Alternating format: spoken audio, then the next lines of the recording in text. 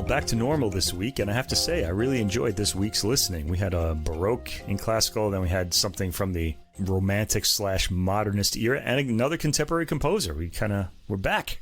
A lot of variety there. Yeah. And some Latin on the jazz side. Right.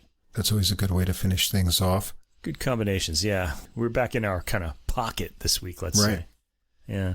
You're listening to the Adult Music Podcast, bringing you music for the mature mind. This is episode 268. I'm your co-host, Russ. I'm your co-host, Mike, still hanging in there in the heat. Yeah. Here in Japan. It's been hot. Yeah. Not too humid, but up in the 90s Fahrenheit, right. 95 or so every day, sunny. But the mountain layer is cool with the liquid dripping off the cave wall there. Yeah. Nice and icy. Absolutely. Yeah. And we had a busy week, too, because we also put out a special extra episode, our interview and studio live with Jason Kaiser and the New Acoustic Collective with their new recording Double Course on Agiropa Records. We released that on the album release date last Friday, July 24th. So if you haven't heard that, make sure you go back and check that out. You hear some live studio versions of two of the tunes on the album and one that's yet to be recorded. We had a lot of fun talking to those guys, and maybe that'll set a trend for people who want to come on and play music while we talk to them as well. That would be cool. That'd be nice. Yeah, I really just like people talking about their albums and even about other people's albums, too. That can be kind of nice. Jason did that once before, but, it's hard to get musicians to do that. They're pretty busy with their own promotional materials. It's kind of fun, to get one more perspective on music, especially if it's a guitarist talking about other guitar players' albums or something like that.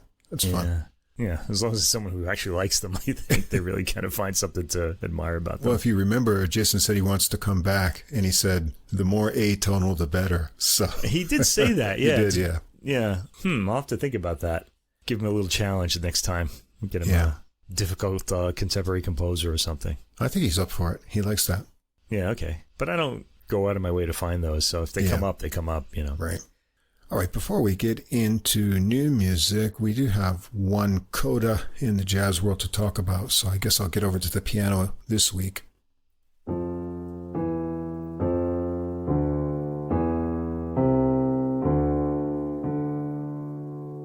We want to say rest in peace to French pianist and composer René Oetrger, who passed away on July 16th. He was born in Paris, started playing piano from an early age, and became a professional musician in the 1950s, and he was known for his sensitive, richly swinging piano style, and his career included notable collaborations with jazz greats like Lester Young, Miles Davis, Stan Getz, and Chet Baker, plus a lot of work in the French jazz and music scene, contributing to film soundtracks as well. And he died at the age of 92, leaving behind a lasting legacy in French jazz piano. All right, we're ready to jump into this week's new music. So in the episode description, you'll find links to Spotify, Apple Music, and Amazon Music for all of the recordings we're going to discuss. And at the top of the description, there's a link to the full episode playlist. That's all the music in one place on Deezer, CD quality streaming music from France. If you can't see the full description, or if the recording list and links are hard to access wherever you're listening to us now, you can always come over and check us out on our host site. That's Podbean, PODBEAN.com. Everything's easy to follow there. If you enjoy the podcast, please follow or subscribe wherever you enjoy listening to us, and tell a music-loving friend. Help us grow our audience. If you take a moment to give us a ranking or write a short review, that also helps us get listed in the music category recommendations, and it's another way we can grow our audience. Come and follow us on our Facebook page as well to get extra info and more new release information. I always post the links to the episodes and the playlists there. You can leave a message or comment there as well. We're also over on X as well. Our ID is Adult Music Pod. I post links to the new episodes there. And if you'd like to contact us directly with any comments or questions, we'd love to hear from you. Our email address is adultmusicpodcast, all one word, @gmail.com. We're going to play music sample clips as part of our discussion, and this is our fair use disclaimer. Music sample clips are for commentary and educational purposes. We recommend that listeners listen to the complete recordings, all of which are available on streaming services in the links provided. And we also suggest that if you enjoy the music, you consider purchasing the CDs or high-quality downloads to support the artists. And we're going to start out with a whole family in the Baroque tonight, Mike. The Bach family. The Bach family. I was just going to do the introduction. Everybody's favorite family, but then I was afraid they'd be thinking of maybe the Adams family or maybe the Von Trapp family. But no, this is another musical family, a much more musical family than the Von Trapp family, in fact. The Bach family. The album is sets of flute sonatas by different Bachs. And the artists on this album are Angelo Patamia on flute, Francesco Mattacchione on cello, and Riccardo Tiberia on harpsichord. These guys could as easily be from Brooklyn as from Italy with names like these. Anyway, this is on the Da Vinci Classics label. They usually will have Italian musicians on their albums and Italian composers as well. Not in this case, though. Just the musicians are Italian. Okay, now this was physically released on June 26th, 2026, but the digital release was July 10th, and we needed that digital release to hear it, so that's what we went for. Anyway, we're back to the transverse flute on this recording, too. We talked about it on the album of Louise Farenc, Flute Trios, 2 weeks ago, on the episode The Wild New Paradigm on July 6th. This is an earlier version of the flutes that we talked about regarding Farenc. The transverse flute's introduction into the Bach family acted as an instrument of metamorphosis, according to the booklet notes. This is a pretty interesting booklet note, I have to say. Within the genealogy of the Bach family, the flute registers every mutation of accent, phrasing, and the relationship between melodic line and bass. And as we go into the different generations of Bachs here, we can hear how music itself evolved. Yes. Which is pretty interesting. That was interesting. Okay, we start off with Dad, Johann Sebastian Bach. He's also the father of Western classical music, too, in many ways. His sonata in B minor, BWV 1030. Now, in Johann Sebastian's hands, according to the notes, the transverse flute becomes the vehicle of concertante writing of exceptional density. Also, the keyboard is freed from accompaniment and becomes a partner in a dialogue, and this is kind of unique for the Baroque era. This is a pretty busy sounding piece, and let's just start here. The first movement is marked Andante. This is track 1, and there's a really good kind of present sound quality on this album, with the harpsichord coming in, recorded closely but with plenty of room ambience on it. It does have a sense of quietness compared to the very upfront flute. It's a little louder than you would hear it in concert, though. The whole thing has a pleasant sense of room ambience around it, and I like the way Angelo Patamia on the flute goes into the dissonant notes heavily, making sure you hear them. I really like that spice. I like a lot of pepper in my soup. Anyway, the pacing of the movement is slow and careful, making sure the listener registers every detail. Yeah, this is kind of heavily counted, and it's also got a lot of detail to it, but don't worry, you're going to hear all of it. Let's give a sample of this from the beginning.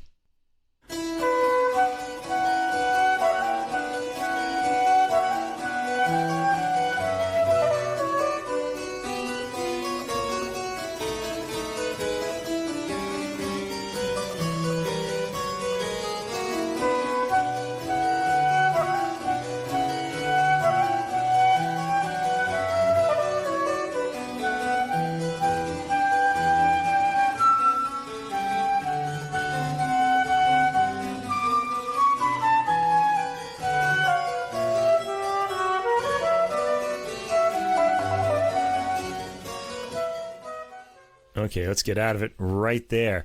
Okay, now as you can hear, it has that wonderful sense of, that Italian sense of melody to the playing. And it's also kind of on the careful side as far as the tempo goes. The slowness, though, gives the movement a sense of austerity as well. I wouldn't call this a slick performance, but I like it for that reason. It sounds sincere and even intimate. Track 2, the second movement, Largo e Dolce. This gentler movement is played out with a strong expression on the flute, with the harpsichord playing stark chords and occasionally adding florid patterns.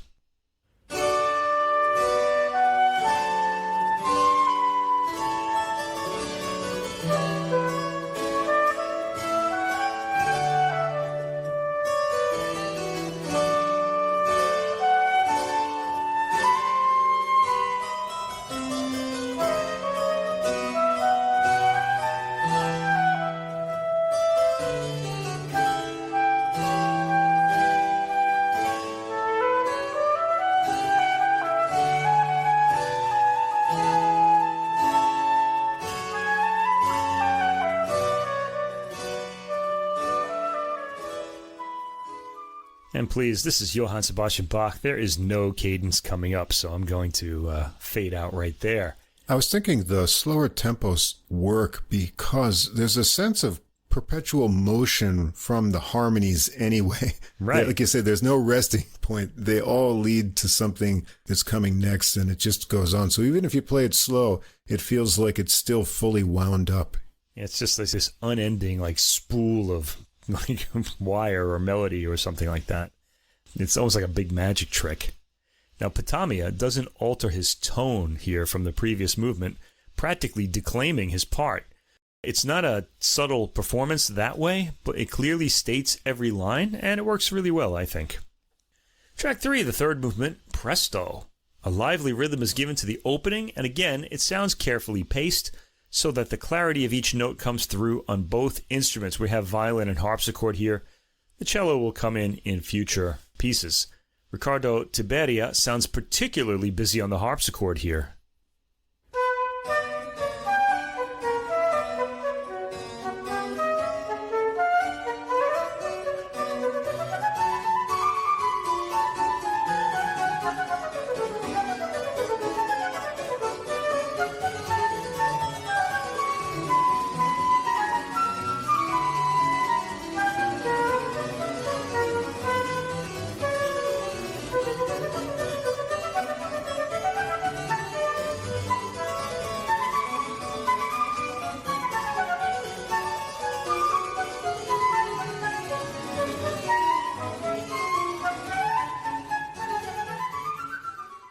And again, you thought that cadence was coming right there, but there's no cadence in sight.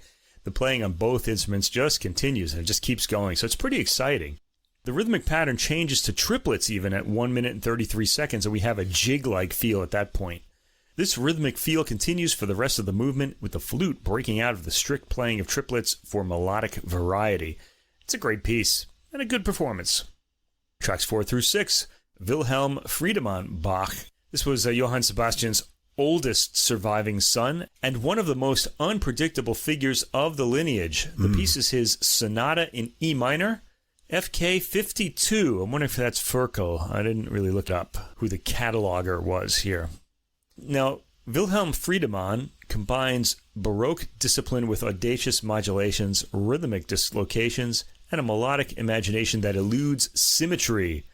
The work offers a compelling condensation of this musical temperament. Did you think so, Russ? Yeah, I thought so. It's quite different, and it was interesting to have him right before CPE Bach, who I think we've listened to more of over the years, so the contrast was interesting. The contrast was interesting, especially because the CPE piece isn't really one of his more adventurous ones. It's more of a stately one, yeah. Yeah, anyway, but let's get back to Wilhelm Friedemann. This is track 4, the first movement, Allegro ma non tanto. And there's not much of a pause between the end of the previous piece and the start of this one. And this is going to be an issue for this whole album. Da Vinci Classics, you should leave a little bit more of a space between the pieces so the listener doesn't have to be consulting the booklet to know where he is. You can just tell by the longer pause that, oh, this whole piece is over. Now, in approach, Wilhelm Friedemann's piece here sounds similar to the Johann Sebastian Bach work. The movement is taken at an urgent allegro tempo, not fast, but with a kind of alertness to it. Let's hear it.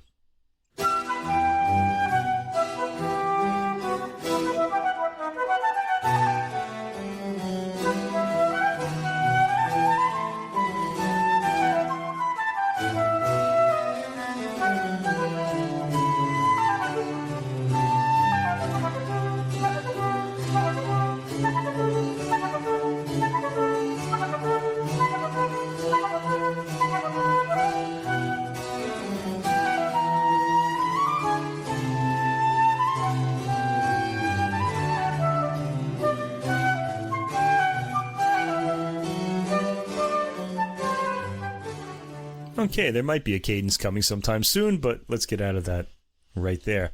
Now, you might have noticed that we have Francesco Mattacchione on cello. Now we're hearing him for the first time on the album in this piece.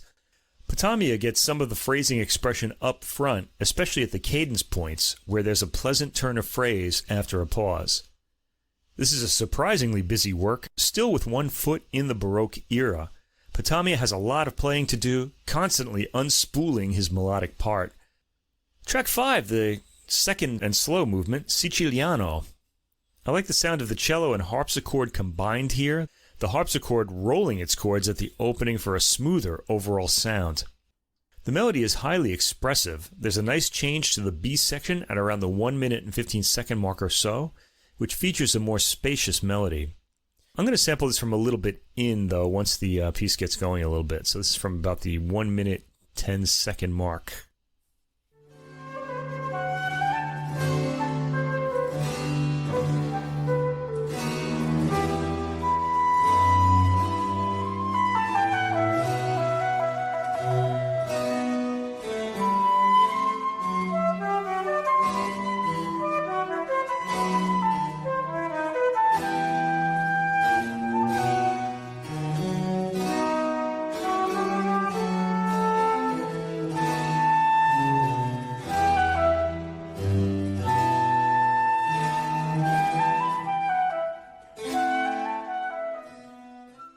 I really like that dark sound that Patamia gets out of the flute at the bottom end. He really reaches up high, too. You heard, reaches into the higher end right as I was fading away there, too. I like Patamia's transition back to the A section melody at 2 minutes and 15 seconds or so. He shows some sensitivity in the repeat of the A section, a sort of relaxing into the melody. Track 6, the third movement, Vivace. Some athletics are heard from Patamia here on the flute, as the melody requires some quick patterns.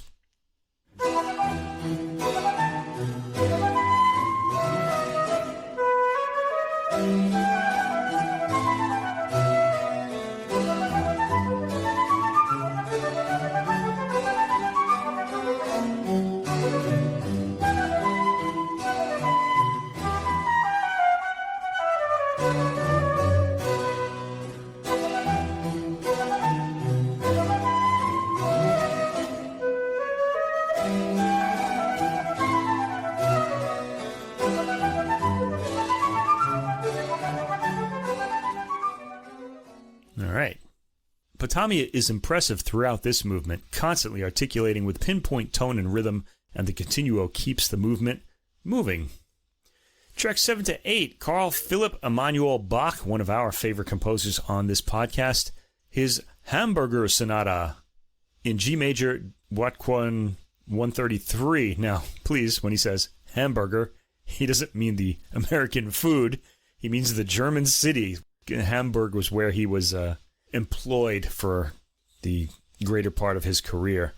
I always felt that someone should write a cheeseburger sonata, though. I think that would be cool. Maybe PDQ Bach. Maybe PDQ Bach could write a cheeseburger sonata. Is he still with us? I don't know. I'll check later. Anyway, CPE Bach here, Carl-Philipp Emanuel, carries the instrumental monologue towards a language of emotional dislocations, suspended phrases, and sudden harmonic torsions, according to the booklet. Here he goes beyond the tradition of the three-movement sonata, offering a two-movement work connected by a bridge.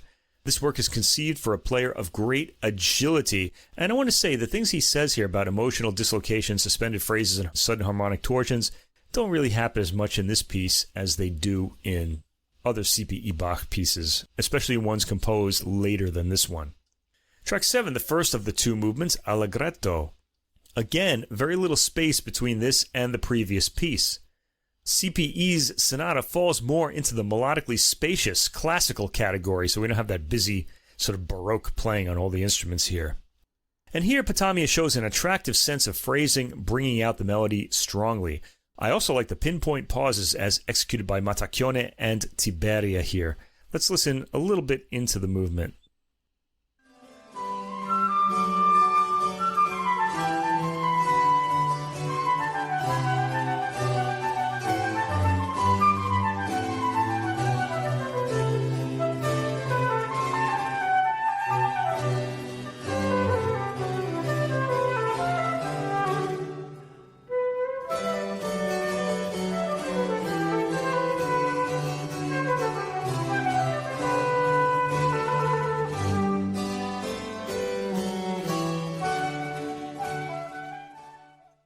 I feel like Patamia sounds more at home in this more spacious, classical melodic style.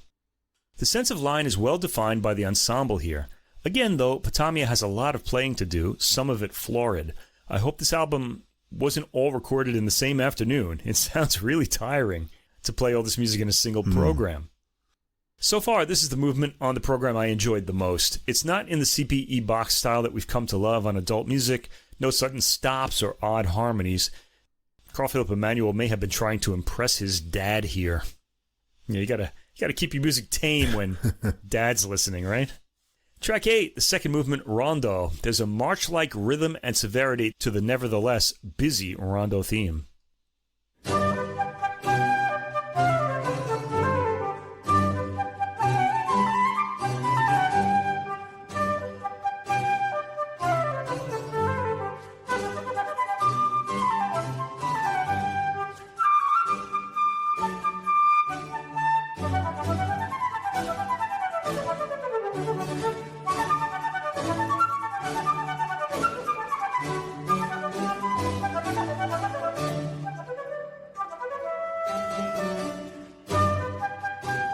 A little clever ending there to that phrase, and then going back into the repeat. It sounds like the tempo speeds up a bit at the new section at 1 minute and 45 seconds or so, and the march quality of the rhythm keeps up for the entire movement. Now, while we were listening to that sample, I looked up PDQ Bach's creator, Peter Schickele, and indeed, he passed away in January 2024, right. So there will be no Cheeseburger Sonata, unfortunately. I guess one of us could write it. I don't know. Anyway, track 9 through 10, Johann Christoph Bach Sonata in D major, BR B15. Known as the Bach of Buckeberg, J.C., or Johann Christoph, spent his career stable and secluded at the court of Count Wilhelm von Schaumburg-Lippe, and that's really what you wanted in those days, steady employment. Right. Yeah, kind of like today, I guess. This sonata offers a different center of gravity from the above. It's founded on decorum, proportion, and a cantabile quality enclosed within a perfectly defined perimeter. Track 9, the first movement of this two-movement work, is an allegretto. It starts with a pleasant, catchy theme on the flute.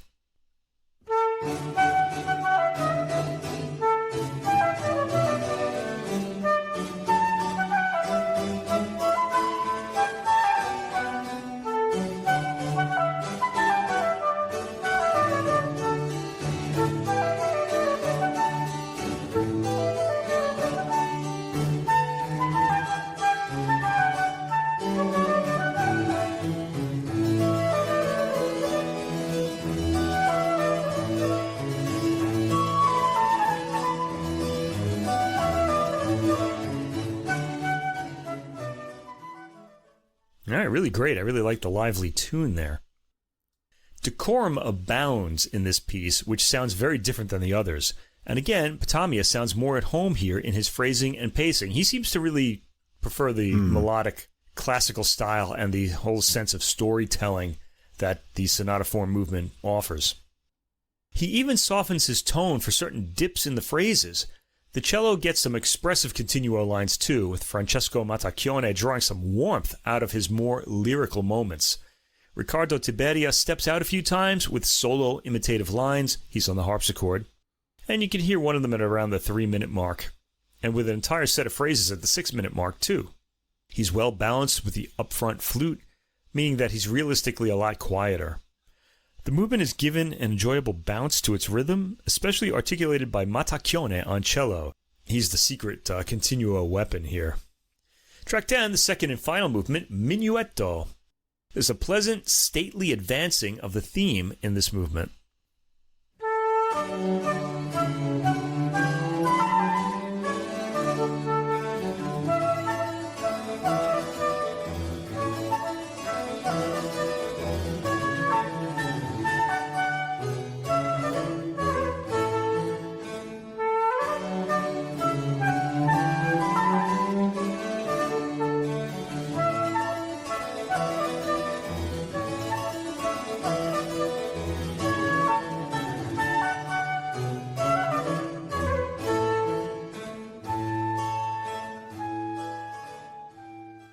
Very pretty stepwise down direction there, yeah. Now that stately advancing of the theme is achieved by the entire ensemble's approach. The trio section features a smoother legato melody from the flute, while the continuo keeps a certain bounce to the rhythm. The return of the minuet gets a bounce to it, but not as strong as the opening. Tracks 11 through 12, another J.C. Bach. This one is Johann Christian. They called everybody Johann in this family. Why is that? Sonata in D major, opus 16, number 1. So Johann Christian Bach was the youngest of Bach's sons. This work belongs to a collection for harpsichord or pianoforte with accompaniment of violin or flute. So track 11 is the first movement, Allegro assai. This is also a 2-movement work. This movement's theatrical promptness and sense of periodicity announces the full classical age. So this is really, he's in Haydn and Mozart's time now. The melody presents itself with immediacy. The cadences breathe naturally. The flute participates in an entirely new musical sociability. This has a pleasant, rushing theme, and again, it follows quickly on from the previous piece, making it sound like the next movement. But it's not, it's a new piece. Let's hear the opening.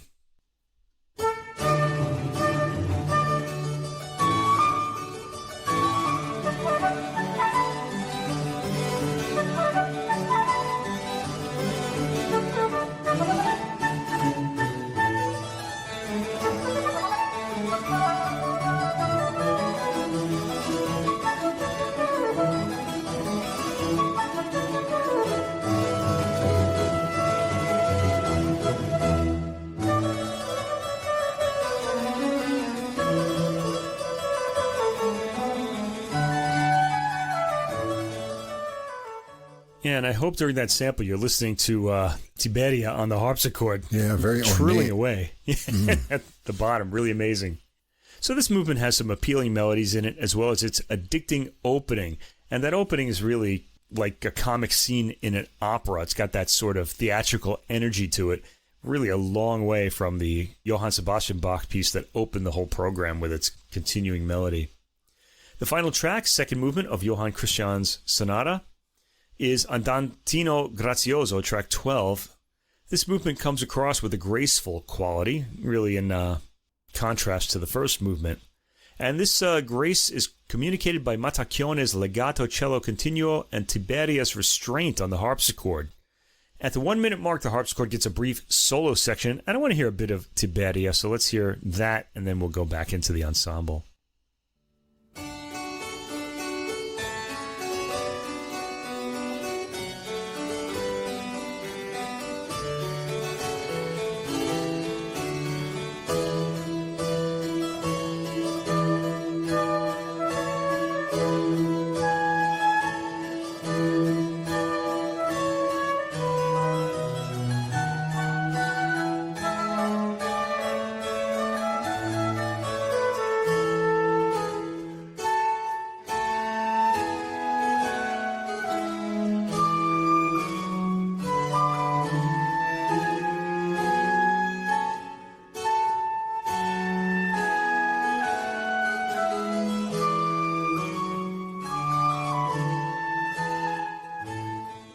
It's a long time coming for that cadence, but we got there. That really makes the music that much more interesting to listen to, though. Now, a new section of music follows after this, still gracious but more formal sounding. The work ends with a cadence that's quickly released, sounding cheeky. I actually thought this album got more appealing as it went on. The ensemble sounds far more comfortable in the more classical era-aligned works, so the later works that we heard on the program. The later compositions came across as a melodic surprise, featuring melodies that would make you think they'd be repertoire favorites. I especially liked the last 2 works by Johann Christoph and Johann Christian, respectively. From the playing, it seems that the ensemble does too. The opening, more Baroque-sounding works by Johann Sebastian and Wilhelm Friedemann had a more rigid clarity to them than the usual flowing perpetual motion sound that we often get from a Baroque work. It makes the music sound more severe, but ensures every detail comes across, as I mentioned, while the later works are given more of a sense of flowing phrases and light drama via the pauses and section and key changes.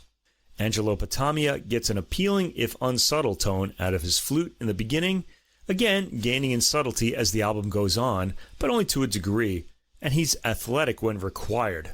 The tone is fully rounded and appealingly woody. He's using a wooden transverse flute here, something of the era. Patamia isn't one for shading his tone and clearly prefers to let the music speak for itself. And given the composers, that's no bad thing. I myself would have preferred more subtlety of tonal shading in the playing, though his approach does gain a bit of subtlety, particularly in the latter three works, where Patamia sounds more comfortable with the idiom. Francesco Mattacchione on cello and Riccardo Tiberia on harpsichord provide admirable continuo, marking rhythms as well as filling out harmony, which I liked. This is an album you'll want to hear more for the rarely performed works toward the end, but it's enjoyable all the way through. Yeah, I was taken in by Patamia's organic-sounding flute. It doesn't vary much in tone, but what you get has a really nice quality to it throughout the recording. And I also enjoyed having Mattacchione's cello adding to the lines there. He's not just playing bass lines, but some of the cello lines are kind of interesting in and of themselves too. So that was a kind of added bonus in the recording. And musically, following from Johann Sebastian Bach's rather busy work that never seems to stop in terms of the way the harmonies chain on, then we get an interesting progression through the family as to how music was changing at that time. So it's a bit of a history lesson. Wilhelm Friedemann Bach's writing is kind of unique. I especially liked the phrasing in the lines in the second movement. And you get a sense of his unique personality in this work as well.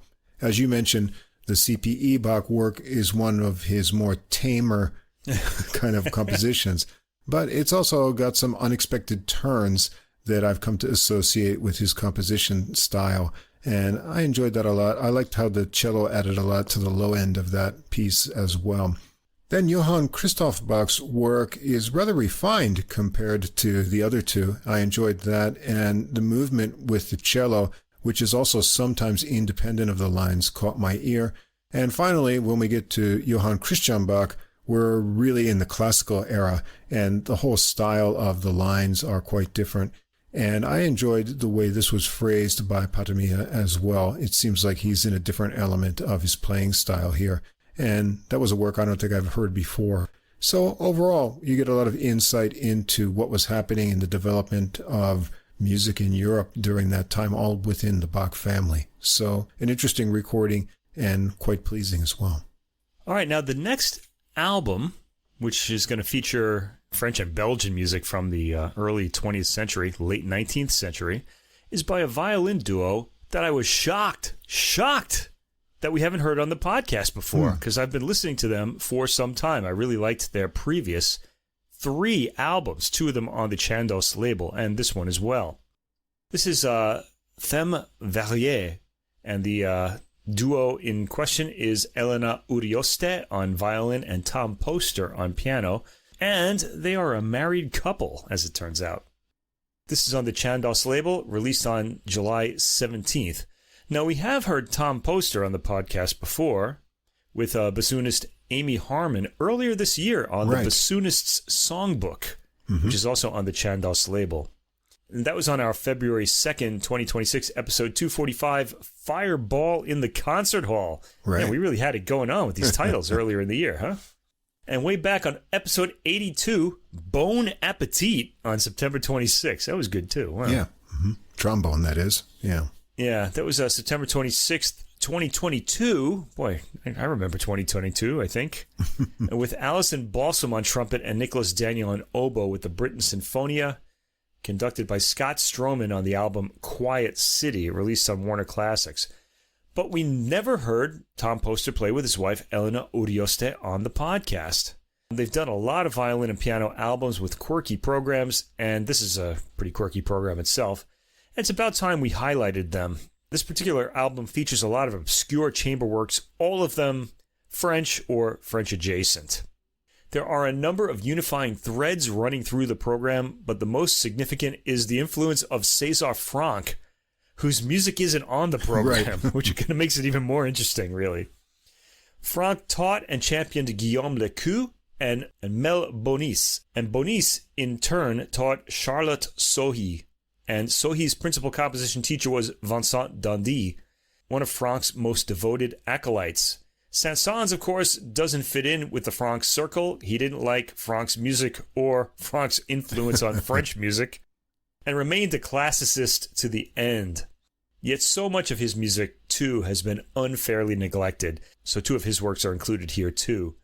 The Messiaen work included here is the work that the duo have lived with the longest since their student days. This is really romantic. They probably met in school, they got married. Very nice. Now, this is a composer that I only discovered recently, Charlotte Sohy, S-O-H-Y. She lived 1887 to 1955, and I know her because the record label La Boîte aux Pépites, which releases music only by women composers, dedicated an entire album to her music, and it's pretty fantastic. Yeah, I really enjoyed it. Yeah, I recommend that people check that out. So we get to hear one of her chamber works here, Thème Varié, which is what the album is named after, one of the 2 works the album is named after, in D minor, Opus 15, composed in 1921. The theme in this work undergoes constant renewal and slowly unfurling metamorphosis on its journey from darkness to radiance. It's surely one of the most perfect single-movement works ever written, according to the booklet notes. That's a big claim. It's very good, though. We'll just stay there. The work starts with some powerfully dark minor harmony with a passionate line played by the violin. The texture quickly changes at 48 seconds to a lighter raindrop pattern on the piano as the violin continues its impassioned line. There's a crescendo and a crisis point reached, bringing the music back to the texture of the beginning. There's some really beautiful pattern writing in this work, like this piano line from the 1 minute and 50-second mark.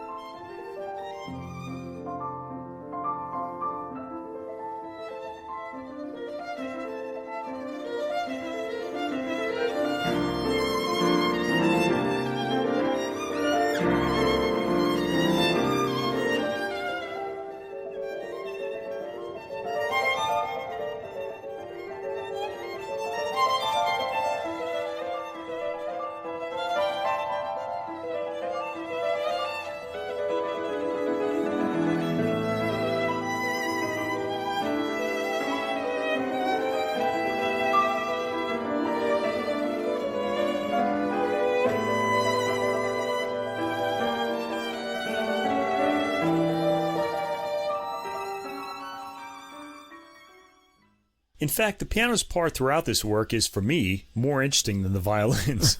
And Poster keeps his playing well balanced and underneath the violin's dynamic, despite constantly playing a lot of really intricate lines. It's a beautifully balanced performance and recording. The violin part is interesting, though. I shouldn't diss Elena Urioste and her really gorgeous tone. And I particularly loved the lead up to the high notes at around the 6 minute and 30-second mark. The music calms to an appealing overall sound after this to lead to a gentle bell-chiming ending in the piano. Poster really shines in this, in his creativity with the constant changes. The violin is given the theme, and the piano has the variations, basically. Track 2, Mel Bonis. Her actual name is Mélanie Hélène Domange. Domange is her married name, and Bonis is her maiden name. She lived 1858 to 1937, and this is her work Andante Religioso in D major, opus 78 from 1910. Urioste gets a beautiful full sound to her tone in the previous piece, and here too, right from the beginning. This is a slow, chaste-sounding piece, I'd say. The violin melody is gorgeous, with the piano mostly in accompaniment. The violin's line is the focus here.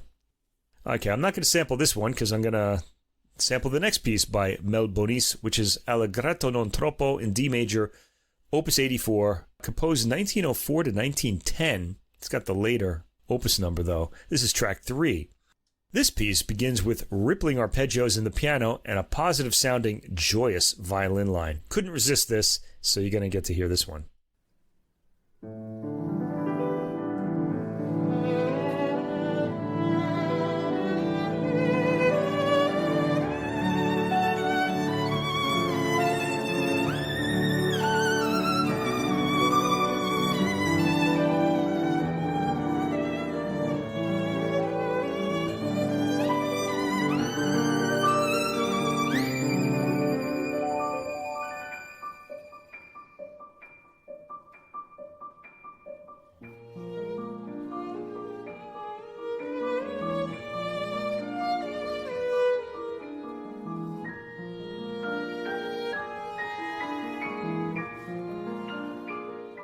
Again, very inventive writing for the piano, even though the violin has the lead. This resolves quickly. The piano line changes to raindrops, and we heard that a little bit. This builds via a crescendo to a climax, after which it tapers into the final cadence. The work is beautifully paced by the ensemble. Okay, now the major work on this album is the massively long, so 30 minutes, Sonata in G major, or Sonate in G major by Guillaume Lequeux. Now, he lived 1870 to 1894. He died of typhoid at the age of 24. So this is one of the great losses to Western music, because who knows what he would have gone on to do. Now, he was a pupil of César Franck and sounds a lot like him. He has a lot of the same effects that César Franck uses in his music. This work was written when Lequeux was 22 years old. He grew up in Liège in Belgium, and his family moved to Poitiers in France in 1879. He moved to Paris in 1888, studied with César Franck, who would be the most enduring influence on his work.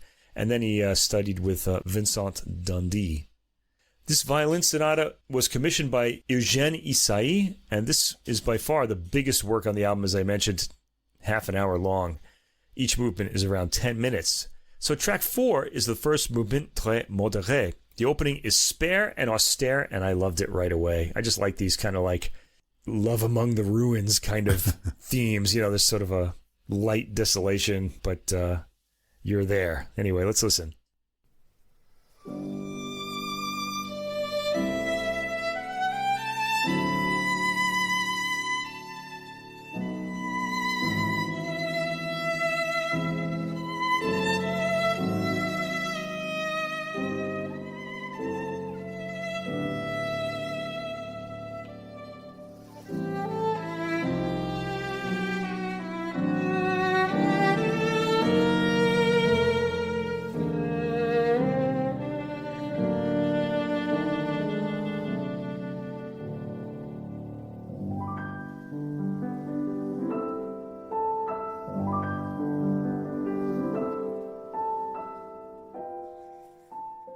Alright, a little harmonic turn there. Really gorgeous piano line following that beautiful violin line too. The overall sound here is immediately compelling, I thought. The piano is given beautiful rippling effects. We heard a bit of that in the upper end, and Urioste's violin playing here is subtly shaded.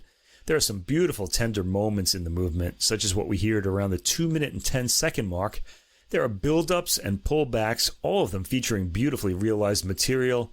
And the duo of Urioste and Poster here are so on the same wavelength that the beauty and content of this work comes across powerfully. There's a passionate climax at around the 5-minute mark. This eventually dips and rises again to an obsessive section at around the 6-minute and 15-second mark. Poster has a lot of fortissimi in this section, and he puts it across with power, yet without drowning out the violin. Now, you can hear the César Franck influence from all of the passionately played sections of the work. It's kind of a lot like the second movement of his very famous violin sonata. Right. This section also has a beautiful tapering off into the quiet, wistful material heard after the 9-minute mark, which kind of reminds me of the third movement of César Franck's violin sonata. They're not the same, but the techniques are the same, so they're kind of sort of pacing and really building up passion in the same way. One more build-up into an almost histrionic section in the Franckian style, and then the dynamic decrescendos to wisps of material that lead the movement to its end and the tolling chords we heard at the movement's beginning. Track 5 is the second movement, the middle movement, Très lent. The slow movement of this sonata is called by the duo one of the great glories of the chamber music literature. So this behooves you, listener, to check this out in full. It's got a very understated opening with a veiled violin tone, and this is worth hearing just because of Urioste's tone on this. And it's an emotional opening, too, that, again, conjures up César Franck. Let's hear the opening.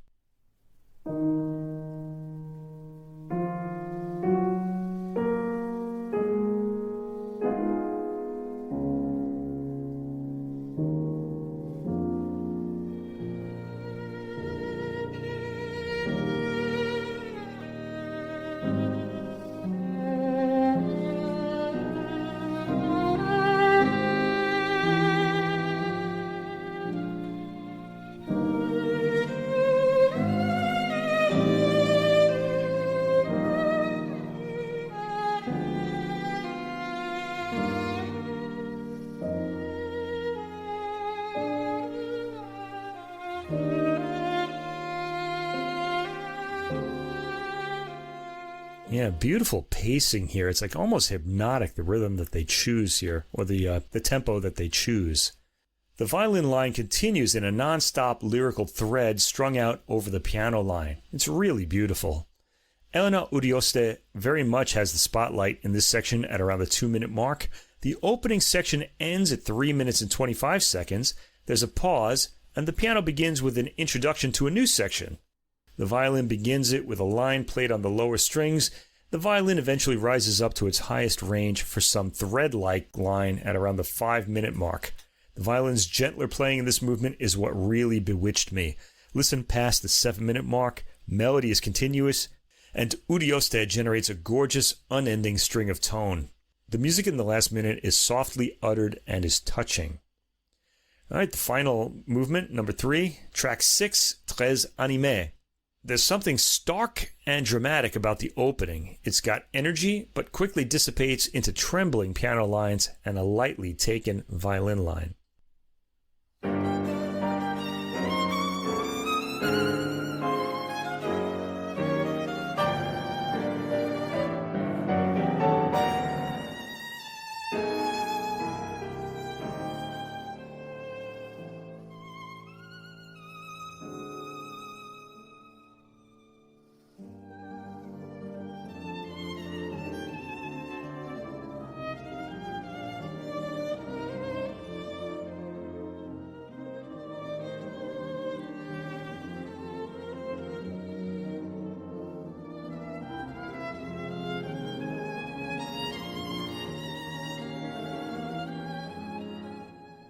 I think most of the César Franck influence is heard in this movement in the way a sense of respite in the music will quickly build to a dramatic point.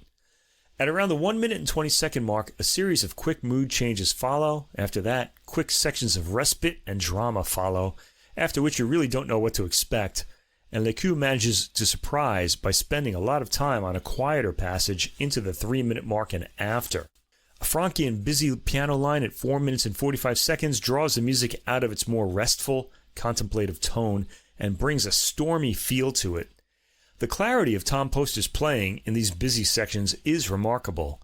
Rhythmic articulation is strong, particularly in the bass, where the dotted bass line is strongly felt. The 6-minute mark gets histrionic in both parts. Wave upon wave of crescendo decrescendo builds up and breaks, like we're on a stormy sea. Really, why hasn't anyone ever paired this work with Franck's Violin Sonata? They have a lot in common. It really seems a perfect match. And the work reaches a triumphant climax by the end. Okay, we move on to Camille Saint-Saëns' Elegy in D major, opus 143 from 1915, so it's a pretty late work. This was composed in San Francisco, California. Saint-Saëns dedicated this elegy to violinist Henry Heyman for his hospitality while Saint-Saëns was in California to represent France at the Panama Pacific International Exposition. This work has a lyrical quality, and I like the bass beginning. Urioste shades her tone for the theme. The melody is continuous and rather sweet-toned throughout the work. At 1 minute and 48 seconds, a skittering violin line begins over a staccato set of chords. These textures rapidly change, and each section is a real delight. Saint-Saëns comes up with catchy melodies and patterns that prick up the listener's ears and senses. It's beautifully realized here by the duo. I'm just going to say that for every work on this album. It's a really great playing. There's a beautiful approach to the final cadence, extended by the violin in a sort of cadenza until the cadence is finally played. Sample that on your own, because there's another Saint-Saëns elegy on track 8, this one in F major, opus 160 from the year 1920. This was composed in Algiers, and Saint-Saëns really got around. Man, California, then to Algiers. This was dedicated to his friend Charles de Galland, an amateur violinist and mayor of Algiers. The work was also inscribed in memory of Alexis de Castillon. De Castillon died at age 34. He was a friend of Saint-Saëns in his youth and was the first secretary of the Société Nationale de la Musique when it was founded in 1871. The work begins in the same resigned tone as the previous elegy, and again it has an immediately appealing melody.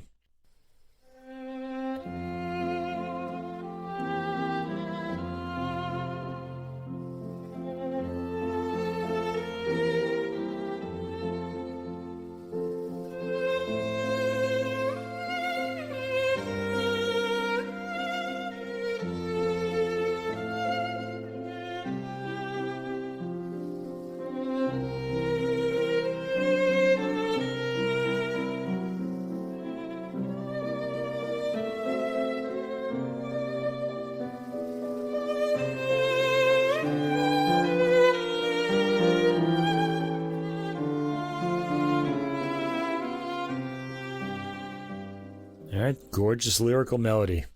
The theme's rhythm gets bolder by the 3-minute mark, marking the apex of this beautifully formed work. After that, a diminuendo resolves any remaining tension, and we reach the final cadence on a high note on the violin. This work is a highlight on the album. Track 9, Mel Bonis again, Largo in E-flat major, opus 83 from 1910. The Largo is in keeping with the tone of Saint-Saëns' two elegies. It's elegiac in tone itself and very attractive. There's a build-up toward the middle of the work, which resolves gently after the 2-minute mark, and the work is sensitively played here and is a real discovery as well. It crescendos to a bold ending. Tracks 10 through 15, Olivier Messiaen's Thème et Variation. And this is a Simeone Roman numeral 1, number 10, written in 1932. Messiaen wrote this as a wedding present for his new bride, Claire Delbos, also known as Louise Delbos, a talented violinist and composer. They married in June 1932. Delbos and Messiaen gave the premiere at a concert of the Cercle Musical de Paris on 22 November 1932, which was also Claire's birthday. It also happens to be the feast of Saint Cecilia, by the way, which is pretty interesting. The form of this work is traditional. The theme, which is track 10, marked modéré, begins with a slow, pulsing set of chords on the piano and a stretched-out melodic violin line. It's not too different from the movement in Quatuor pour la fin de temps, or the Quartet for the End of Time, that the cello and piano play. There's quite a bit of passion in this theme, too. Messiaen apparently being a man of strong emotions and passions when it came to women. Just listen to Poème pour Me, which he also wrote for Claire Delbos. Me is his nickname for her. Let's listen to this theme.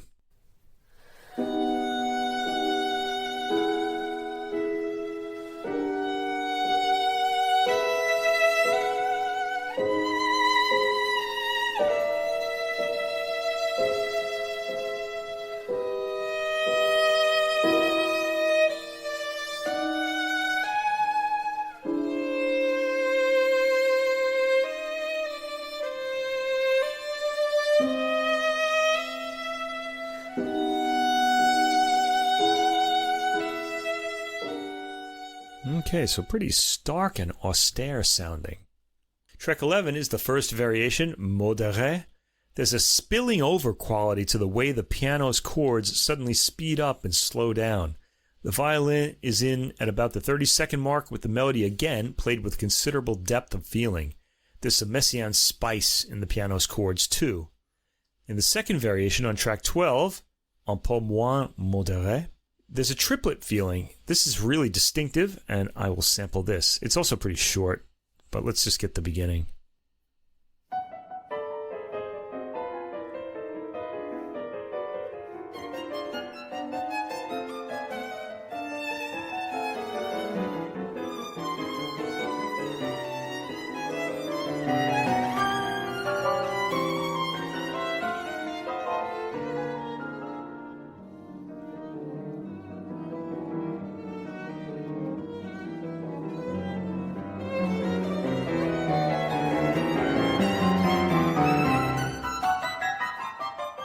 There's something almost jazzy to the theme at one point. It's kind of interesting, and it just keeps changing in and out of that.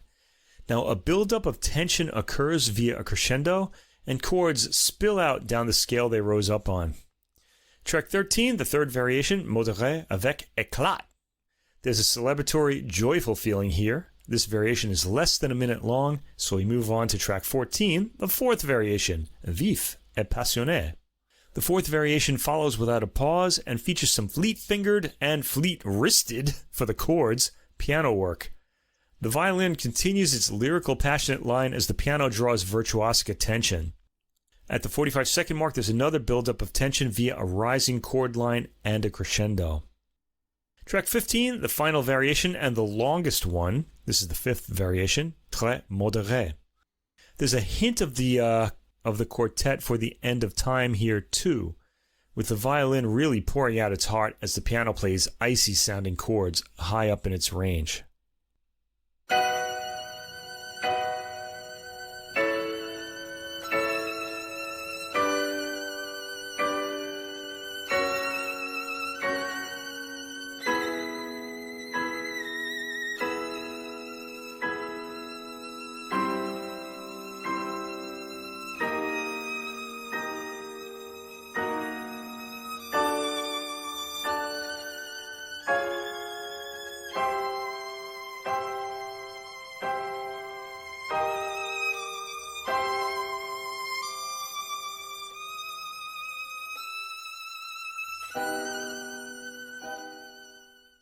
So the variation decrescendos to its end. And the album ends with track 16, a work by Elsa Baren, her Nocturne from 1928. Now, Baren was a pupil of Paul Dukas and a lifelong friend of her classmate Messiaen. She was an active member of the French resistance in World War II. The Nocturne is one of her earliest works. She was 18 when she finished it, and it's very brief at under 2 minutes. I should also mention that this is a big year for Elsa Baren's music. There are 2 albums of her symphonies out this year, one on the CPO label, and the other on Warner Classics, and we didn't cover either one of them, but they're making waves, okay, so we're going to probably hear a lot more of her music too. I would say check out the Warner Classics album if this interests you. Tom Poster starts this Nocturne out with a ghostly arpeggiated bass line that's kept to a pianissimo. The violin almost murmurs above it. The expression in this work is fantastic. There's a bit of an outburst at around the 1 minute mark, and then a very quiet violin line brings the piece to an abrupt end. So I'm going to listen to this from the 1 minute mark to the end.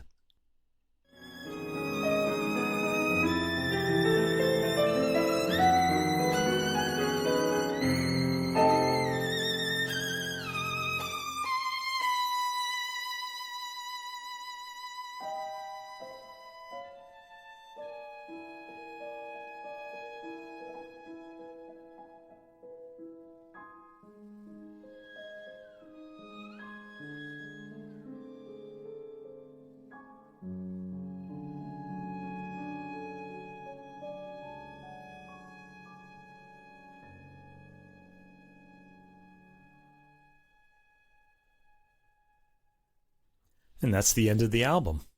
This album features beautiful, idiomatic, and deeply expressive playing throughout.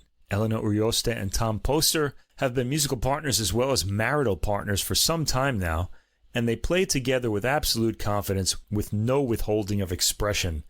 The Messiaen theme and variations is an excellent example, as the passion leaps out of this work, making the listener think that the duo are expressing their own passion for each other, rather than simply interpreting a work. The other major piece on this album is the Lecu Sonata, and it includes Frankian outbursts of passion that are fully realized by the duo, yet within this the piano keeps an ideal balance without any noticeable restraint. It's a remarkable performance. Of the other briefer works on the album, I especially liked the opening track, Charlotte Sohi's Thème Varié, which gives the album its name. It has perfectly judged build-up to a heavenly ending.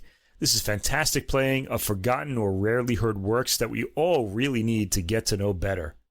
Yeah, I absolutely enjoyed this one as well. Urioste's tone is just sweet and gorgeous throughout, and Tom Poster's piano playing is exceptional. He's an amazing accompanist, and the things he does on this album often catch your ear, even when he's at a soft dynamic underneath the violin. I was enchanted with the program. French and Belgian works very much in the French character, and I would say I mostly found these lesser-known works that I have never heard before really charming, starting with the opening Sohi. It was so beautiful and passionately played, and as you said, the piano part catches your ear more than the violin here. Yeah. It's so dreamy and expressive. The Lecu I enjoyed as well, too. As you mentioned, it's so much Franck-like in character and technique. And that work has been recorded hundreds and hundreds of times. I know, right? So it would be nice, as I think the notes mention, to have more focus on this work or record them together as a pair, as you mentioned. But this is really enjoyable too. Lots of dramatic climaxes in this work as well. The Messiaen I found to be the most edgy of the works. There's some spice in there. As you said, maybe some jazzy sounds too. As a couple, their expression of emotion seems particularly fitting for this work as well. And the final Baren Nocturne was like a short little nightcap, a dreamy ending to the whole recording. It's a really well-planned program, and as it goes along, it takes you on a little journey through similar type material, but they all have their own unique charms. So really enjoyable recording. Yeah, now if you liked this, you might want to go back to their other 2 Chandos recordings as a duo. One of them is called Le Temps Retrouvé, which has more French works on it. And they also did an album called From Brighton to Brooklyn, which the title describes them, because Tom Poster, I guess, is from Brighton. And I guess they live in Brooklyn now. They also did an album on the Orchid Classics album called the Jukebox album. That's well worth your time, which has encore works that the two of them play. I definitely want to hear the other French works recording because I really enjoyed this. That's the more recent one. And then there's this one. Yeah, really great. And it's also got another Mel Bonis piece on it, too. All right. Our contemporary composer, someone we've heard before on the podcast, but not in a while. Finnish composer Sebastian Fagerlund, born in 1972. This album is called Beneath, and it's kind of a mixed album. The main linking part in it is the violin playing of Malin Broman. He's the violin and the director of the orchestra here. The album also has Simon Crawford-Philips on piano, the Kungsbacka piano trio, and I'll mention the members there when we get to that, and the Ostrobothnian chamber ensemble. This is on the BIS label. It's an SACD if you have the equipment and you buy the CD. Released on July 17th. In the 21st century, Fagerlund has become one of Finland's most internationally successful composers. Let me tell you, there are a lot of recordings of his music on the BIS label out now. And I really like that about the BIS label. They will support their local or their national composers, not only theirs, but in Sweden, but in Finland and the neighboring countries as well. Now, this is the third time we're hearing Fagerlund's music as a contemporary composer on the Adult Music Podcast.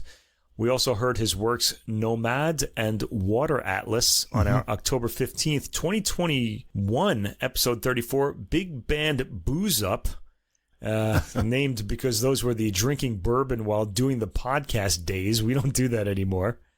And I think you can hear that change in quality, too. Also, we didn't actually hear that one. We talked about it because we weren't doing samples back then. And his works Terral, Strings to the Bone, and Chamber Symphony on episode 127, Something in the Ether, on August 14th, 2023. So it's been a while, and we're due to hear another album of his music. Here it is. Track 1, the title track of the album, Beneath, for String Orchestra 2022 is the composition year. This is performed by the Ostrobothnian Chamber Orchestra, conducted by Malin Broman, who is the leader and artistic director. He also plays the lead violin in the piece as well. Now, this work falls somewhere between a string orchestra piece and a concerto. The solo violin has an important part, but at times it also blends into the string orchestra. It's kind of a primus inter pares. So those of you who didn't do your Latin, first among equals, okay? So it's well-known enough of an expression to say in Latin these days. Beneath is the result of an experiment with the motif and expressive world of one of the main characters in Fagerlund's opera Morgensstjernan, or something to that effect. The work is constructed primarily from slow-moving but intrinsically rich textures. The opening is a double-stopped chord on the violin, sounding a bit rustic, but the violin quickly takes that feeling forward to a solidly declaimed solo line. It repeats with a slide in it. In fact, Fagerlund really does like the glissando on the strings. He uses it in all of these pieces, I think. Gradually, the string orchestra makes its presence felt beneath the solo violin, playing hazy chords. At the 2-minute and 20-second mark, it takes over the solo violin line to an extent. The string orchestra manages some intriguing sounds deep in its range, heard around the 3-minute mark. The recording is remarkably clear, and all detail can easily be discerned. At 3 minutes and 44 seconds, the violin line speeds up a bit, as does the tempo of the work, which now has more of a noticeable pulse, and I'm going to pick it up there. Let's hear a bit of this work.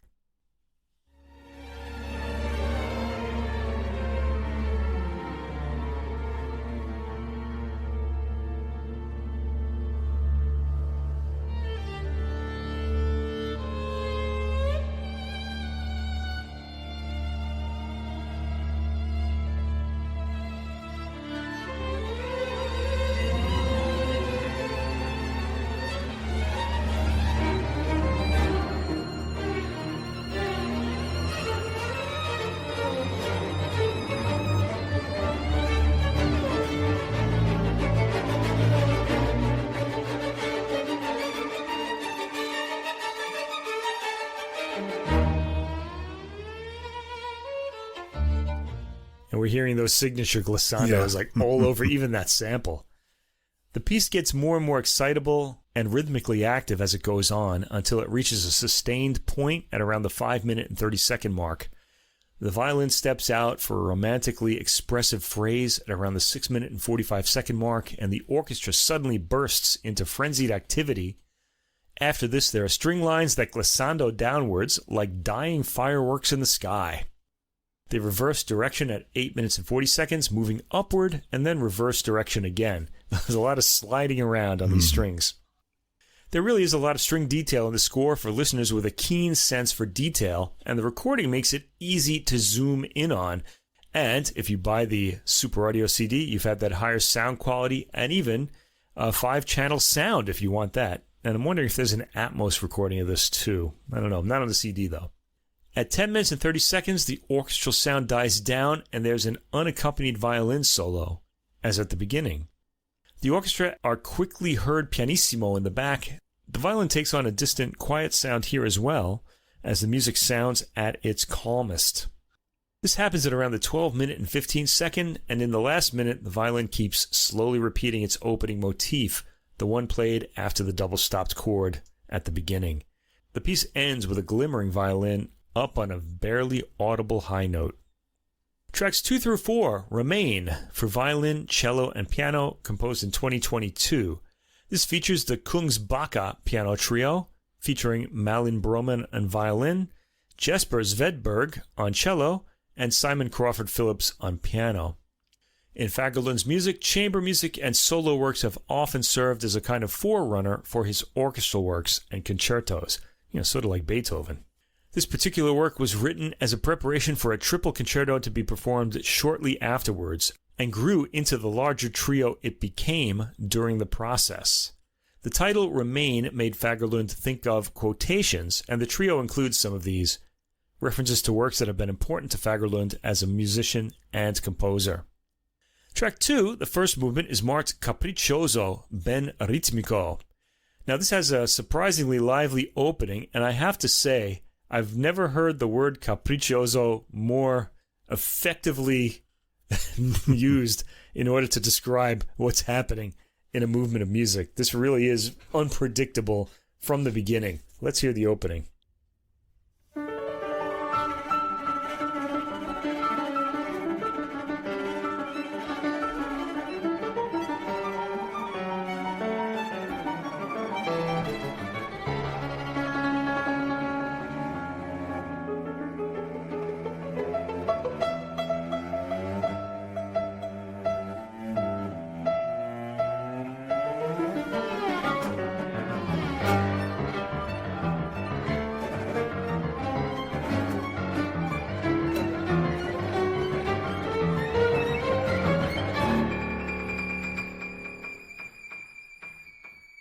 Yeah, a lot of changing emotions there.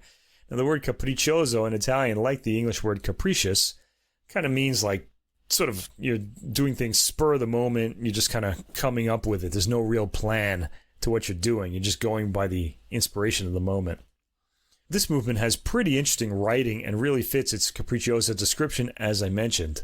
Suddenly, at the 53-second mark, a haunting stratospheric violin line appears over a ticking, repeated note high in the piano.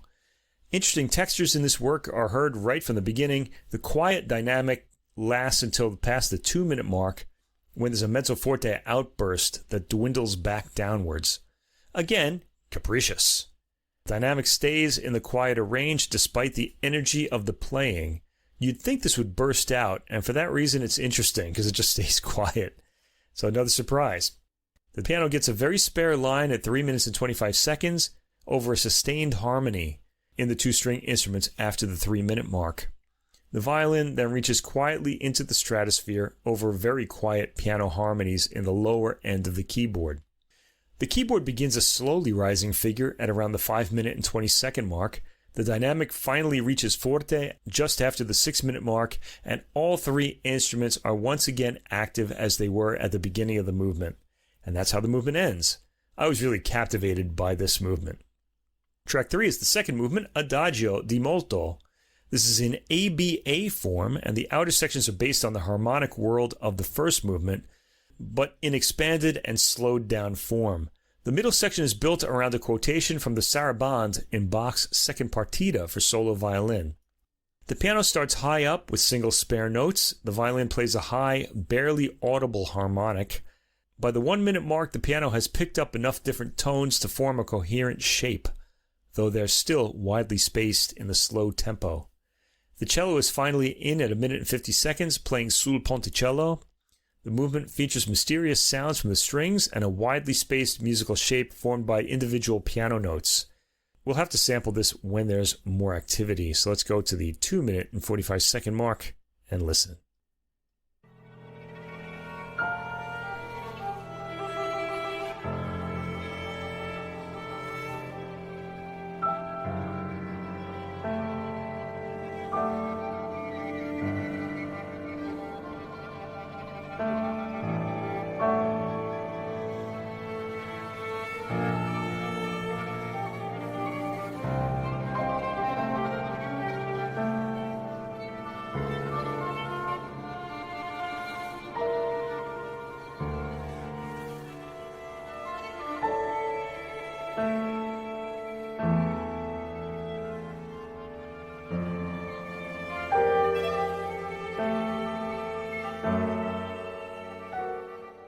So slow-moving, sort of static harmony, but there's a lot of activity sort of going on in the various instruments as the movement slowly moves.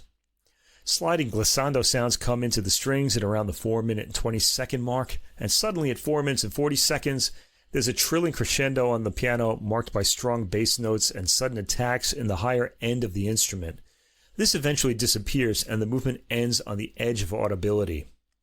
Track 4, the third movement, is marked Esaltato.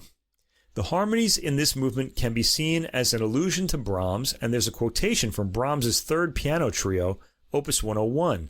We're back to aggression in the playing here with repeating notes in all instruments.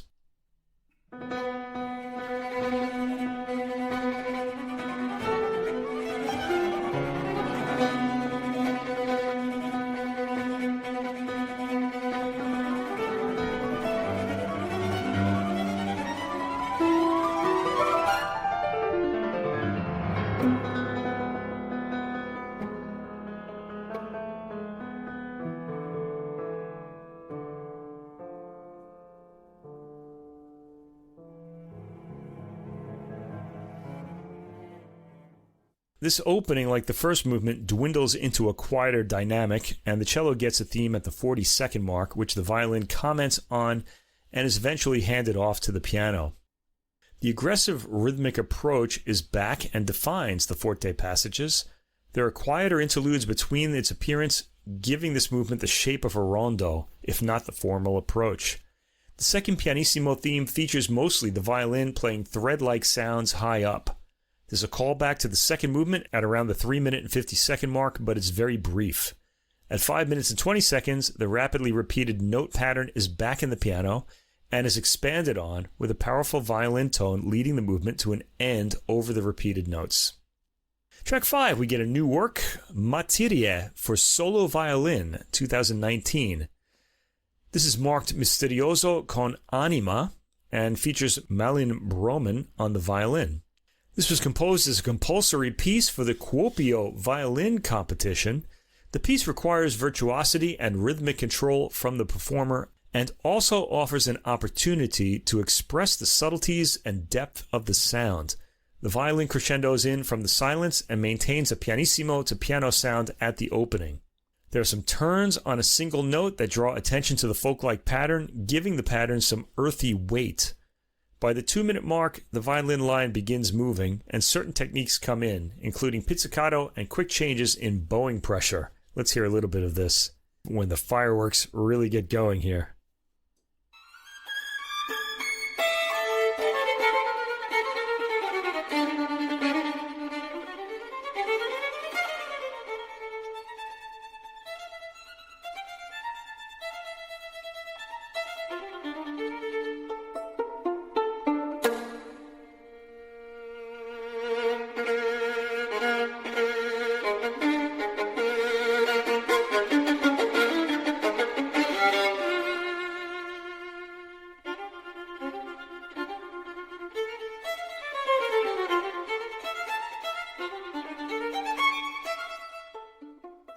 It's amazing what you can do with 4 strings, Yeah. Sudden tempo changes also occur in this work. There are the mandatory double-stopped chords at 3 minutes and 30 seconds played at high speed. There's even a fascinating bowed glissando on a double stop just before the 4-minute mark that fades, leading to a new, quieter section. Harmonics are played quietly at the 5-minute mark. These get incorporated into the full-toned line. It sounds like a challenging work, but it's actually very interesting musically as well as being a test piece. So, worth hearing. And if you're a super violinist, you might want to try playing it. Track 6, Stila, for violin and piano, 2014, and it was completely revised or rewritten in 2022. This is marked Misterioso and features Malin Broman violin and Simon Crawford-Philips on piano. The 2022 composition is a new version of the work in which it underwent significant changes but retained its overall character. So I guess both are still in existence. This has another intriguing opening. Fagerlund seems to be really good at beginning his pieces in an intriguing way. The piano intones a note and the violin enters sul ponticello on a harmonic. It bends notes via glissando in playing its theme. Fagerlund does seem to like the string glissando, as I mentioned. It appears in most of the works on the album, and the violin heavily relies on it here. At the 3-minute and 30-second mark, a crooked-sounding line is played in a jerky rhythm, and this kind of caught my ear, so I'm going to sample this.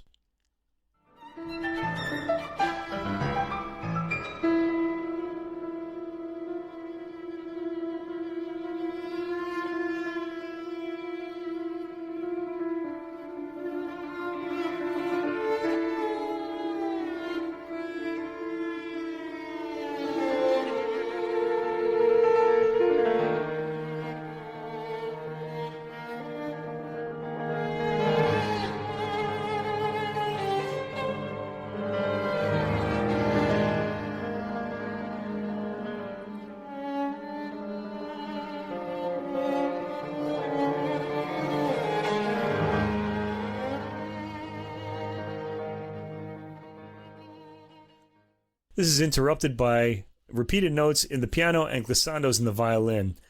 An interesting section with staccato patterns in the upper end and jerky patterns in the violin is heard at the 5-minute mark. The piano gains an active ostinato bass line after this, and the violin plays a double stop passage. A repeated piano note that decrescendos puts a stop to this and ushers in a new, quiet, mysterious section of water droplet-like piano notes over a repeating 8th note bass. The violin plays long, sustained tones in the high end of the instrument. The next section is played pianissimo, barely audible, especially when the violin is playing harmonics. It occasionally comes in for full-throated notes in the low end, but it's with the harmonics that the violin decrescendos out of existence with the piece itself. Fagerlund's music doesn't disappoint, and I very much liked him in the string idiom presented on this album. The best work is probably the opening Beneath, with the various string orchestra sounds that Malin Broman's solo violin frequently emerges from, but I personally liked the piano trio Remain best, with its inventive textures throughout the work, and especially in the first movement. The album is very much Malin Broman's. He even plays the solo violin on the challenging Materia, and shows he'd have no problem passing the conservatory test. Jeez. He's very expressive even in very difficult passages. Simon Crawford-Philips also shines in 2 works he plays on as a member of the Kungsbacka piano trio on Remain and as the subtle piano part on Stila. Sebastian Fagerlund is a contemporary composer whose work is highly approachable yet very of the moment as far as musical vocabulary is concerned. His music is an ideal door into the world of contemporary composed music, and this album is a great place to start with his music. Yeah, I find Fagerlund's compositions compelling. I can understand why he's popular. His music is really accessible and not difficult to listen to at all. His harmonies are unique, but somehow comfortable. And the music, even when it doesn't have a sense of rhythm, I find it has motion to it. So it's constantly moving. I liked Beneath a lot. The glisses, as you pointed out, are a distinctive characteristic. This work is mostly flowing. I found it introspective and having a unique sense of beauty to it. The Remain piano trio is interesting too. Each movement is unique. I liked the second movement for its kind of sparse and mysterious nature. And the third movement is passionate and longing. I found the lines have like a pulling effect to them, but there's also kind of rushing lines and waves in the piano. Very interesting. The solo violin work is interesting for the techniques and various sounds. As you say, 4 strings produces a lot, and it sounds difficult to master. And the Stila final work has a lot of, as I mentioned, motion, even when it doesn't have rhythm, and I enjoyed the interactions in that piece. Now, this is all strings here, and I looked back at the 2 previous albums we did.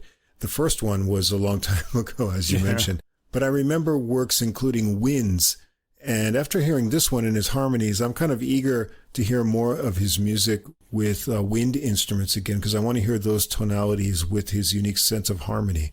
Yeah. But yeah, I'm open to hearing more of his music. It's very accessible and quite interesting to listen to.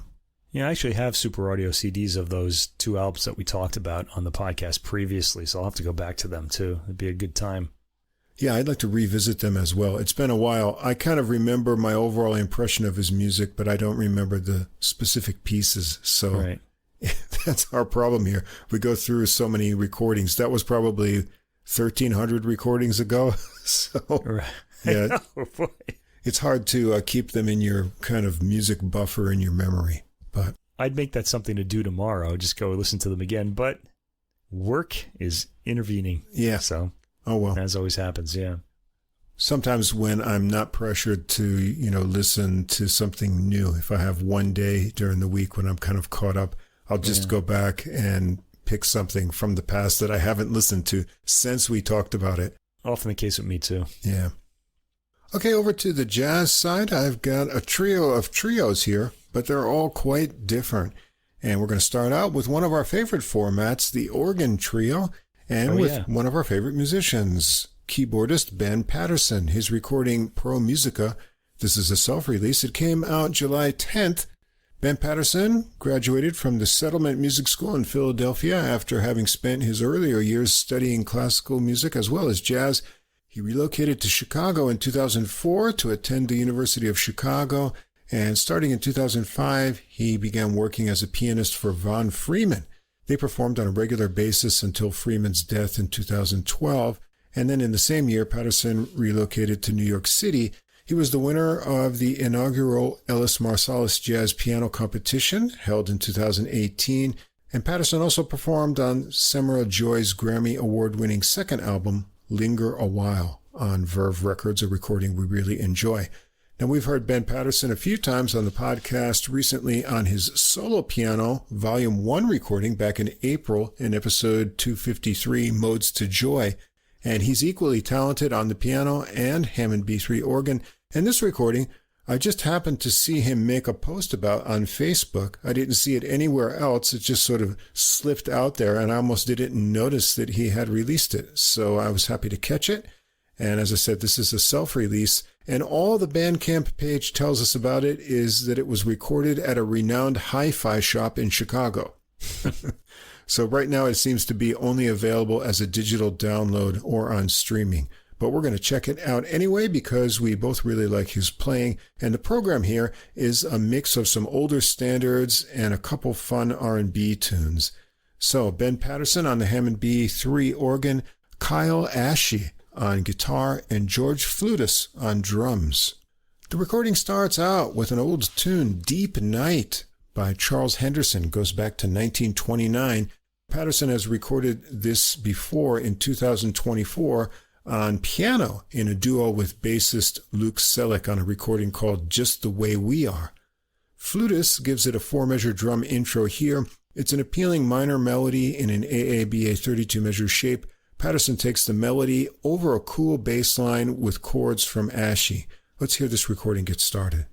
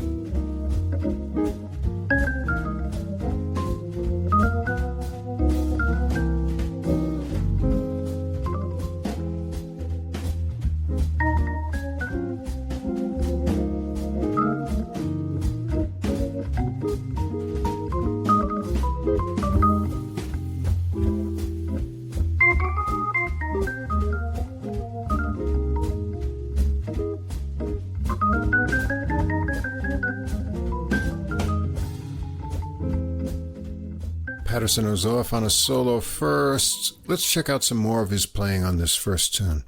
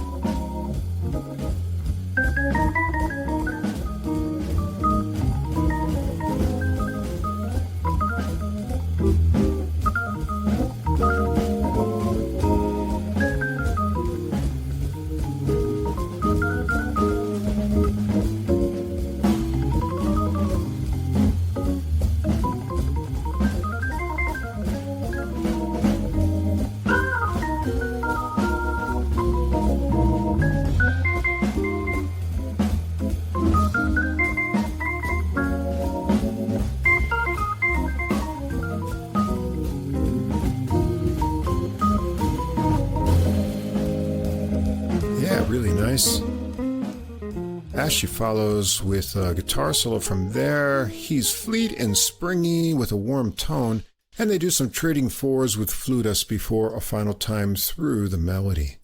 Track 2 is an Antonio Carlos Jobim tune, Brigas Nunca Mais. They give this a rubato opening, which always sounds great on the Hammond B3, before the sunny 36-measure melody over a bossa beat comes along. Paterson takes the melody on this one too. So let's check this out as well.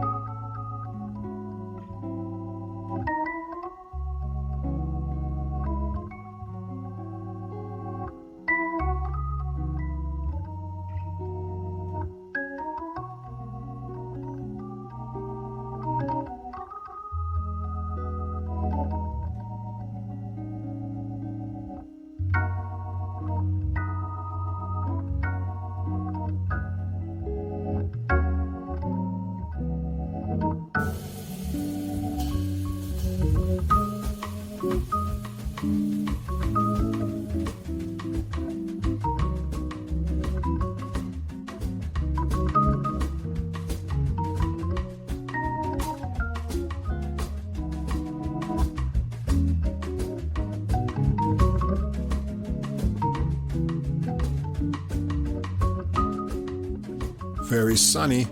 Hard to feel sad listening to that. Paterson solos first on this one, and let's check out some of Ashy's solo on the guitar.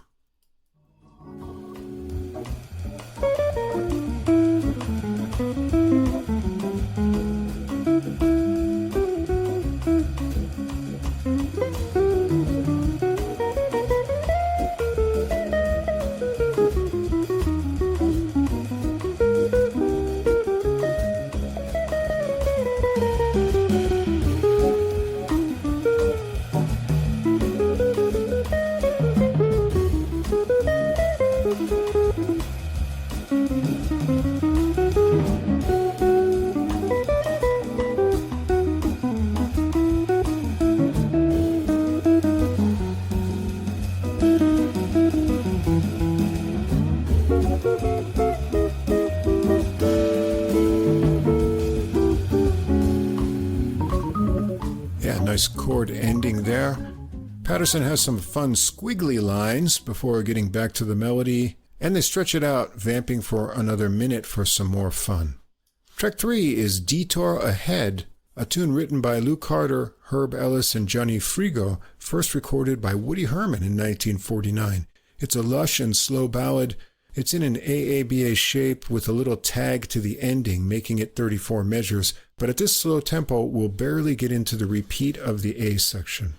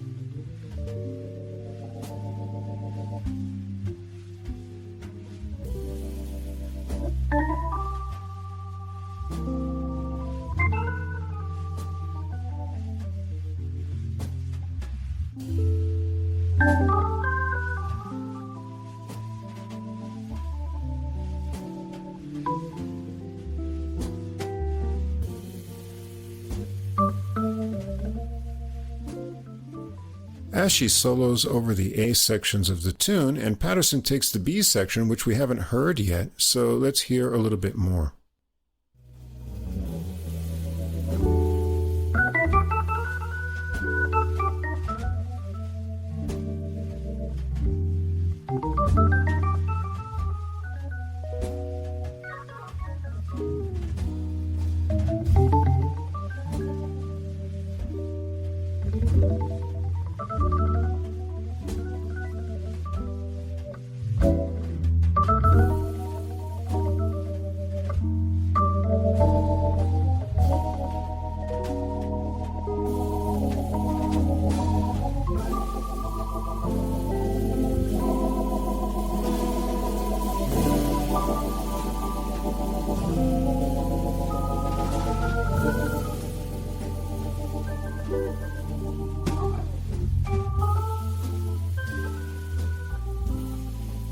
And he gets back to the melody on the final A section to a soft but rich organ ending. Track 4, Could It Be I'm Falling in Love, from Melvin Steels and Marvin Steels of The Spinners. Yeah, right. I remember this on the car radio as a little boy, the 1970s. And Mike LeDon recorded this on his On Fire album from 2006. Right. Yeah, he likes to pick up these R&B tunes too. Flutist gives it a nice groove with some cymbal fills on the intro. Let's hear this get going.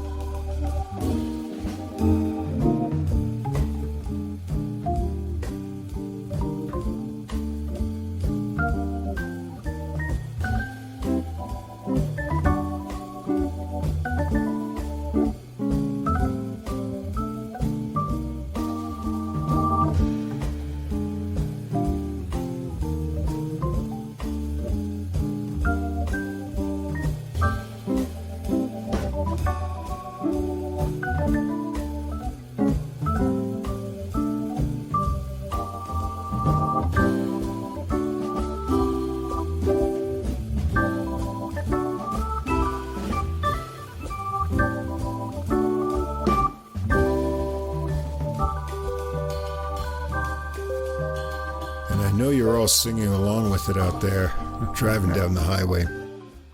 Paterson solo's first here. Let's hear some of Ashley's solo on this one.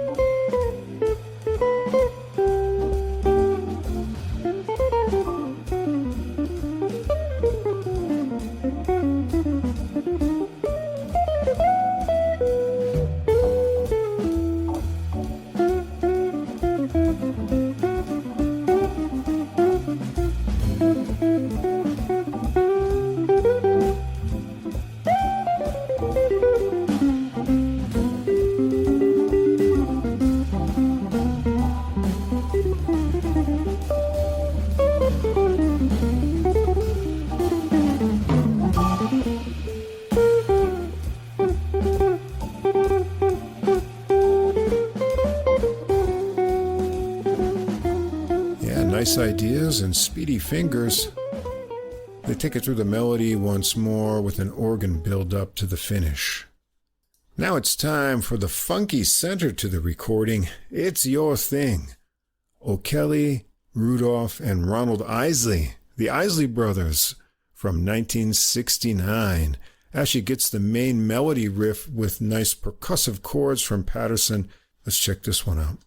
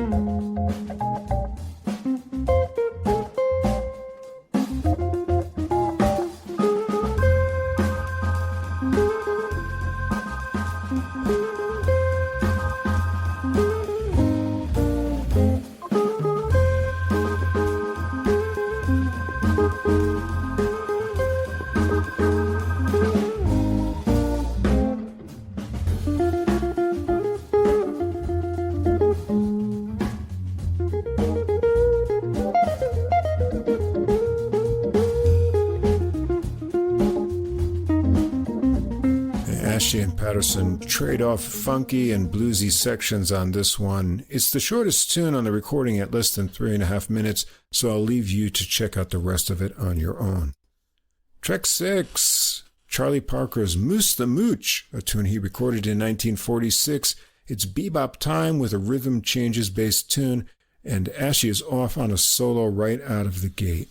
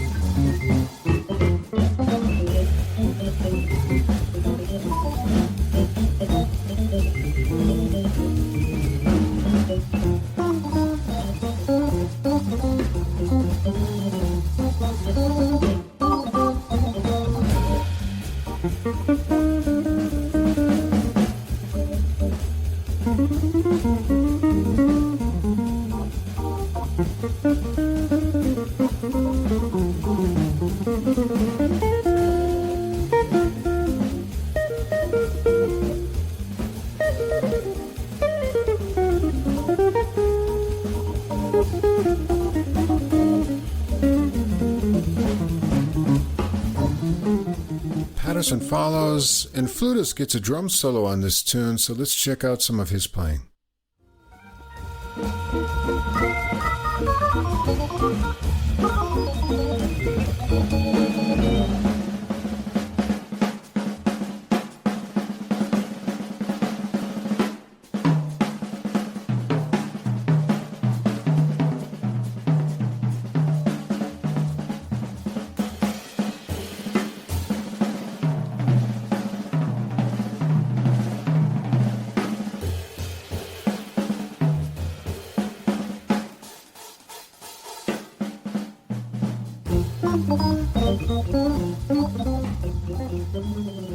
And back to the melody from there to finish things up.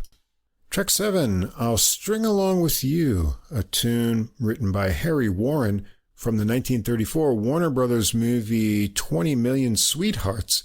It's another ballad, but not too slow. Paterson takes the AABA 32-measure melody with a subtle touch. Let's hear it get started.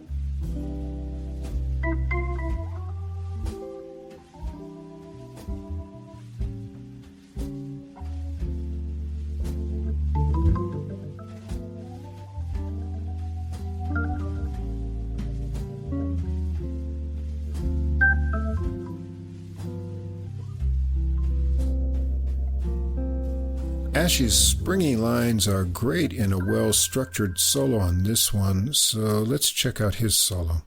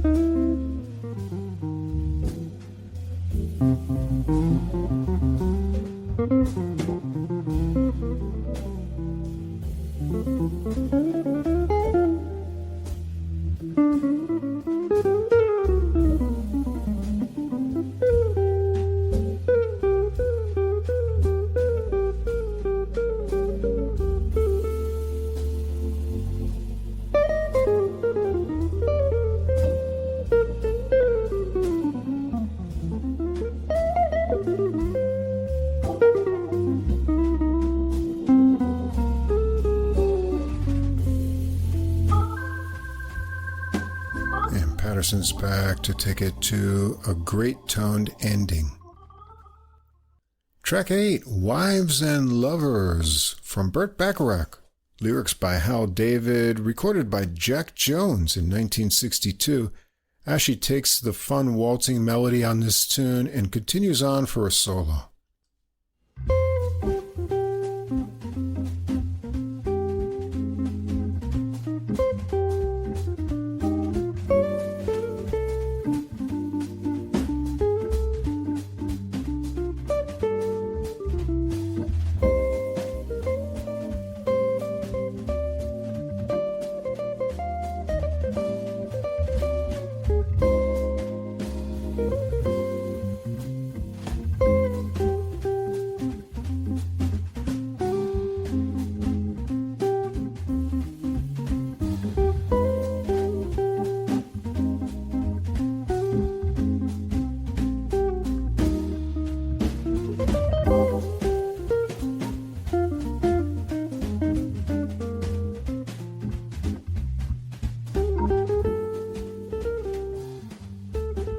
Paterson picks up Ashley's final lick to start his solo, so let's hear some of his playing here as well.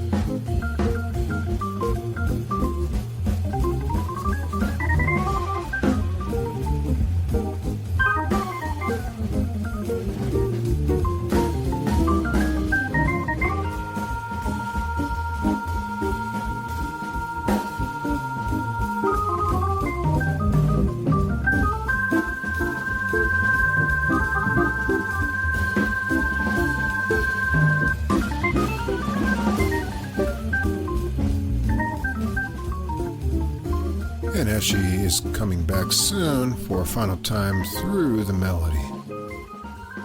And the recording finishes up with Give Me the Simple Life, a tune by Rube Bloom with lyrics by Harry Ruby, first recorded by Bing Crosby and Jimmy Dorsey and his orchestra in 1945. A melody to make you smile, and Paterson shows his skill at picking the perfect Hammond tones, choosing a cute shimmer for the choppy A sections and changing it up on the B section. Let's hear it.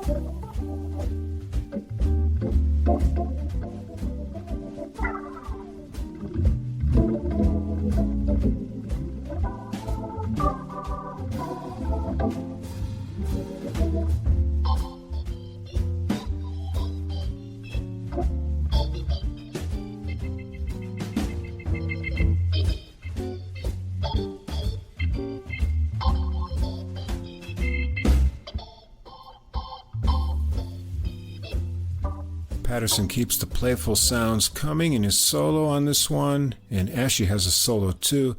What's fun on this one is that Paterson gives us a bass solo as if that wasn't him playing it on the organ all along. Let's hear it into the final melody section.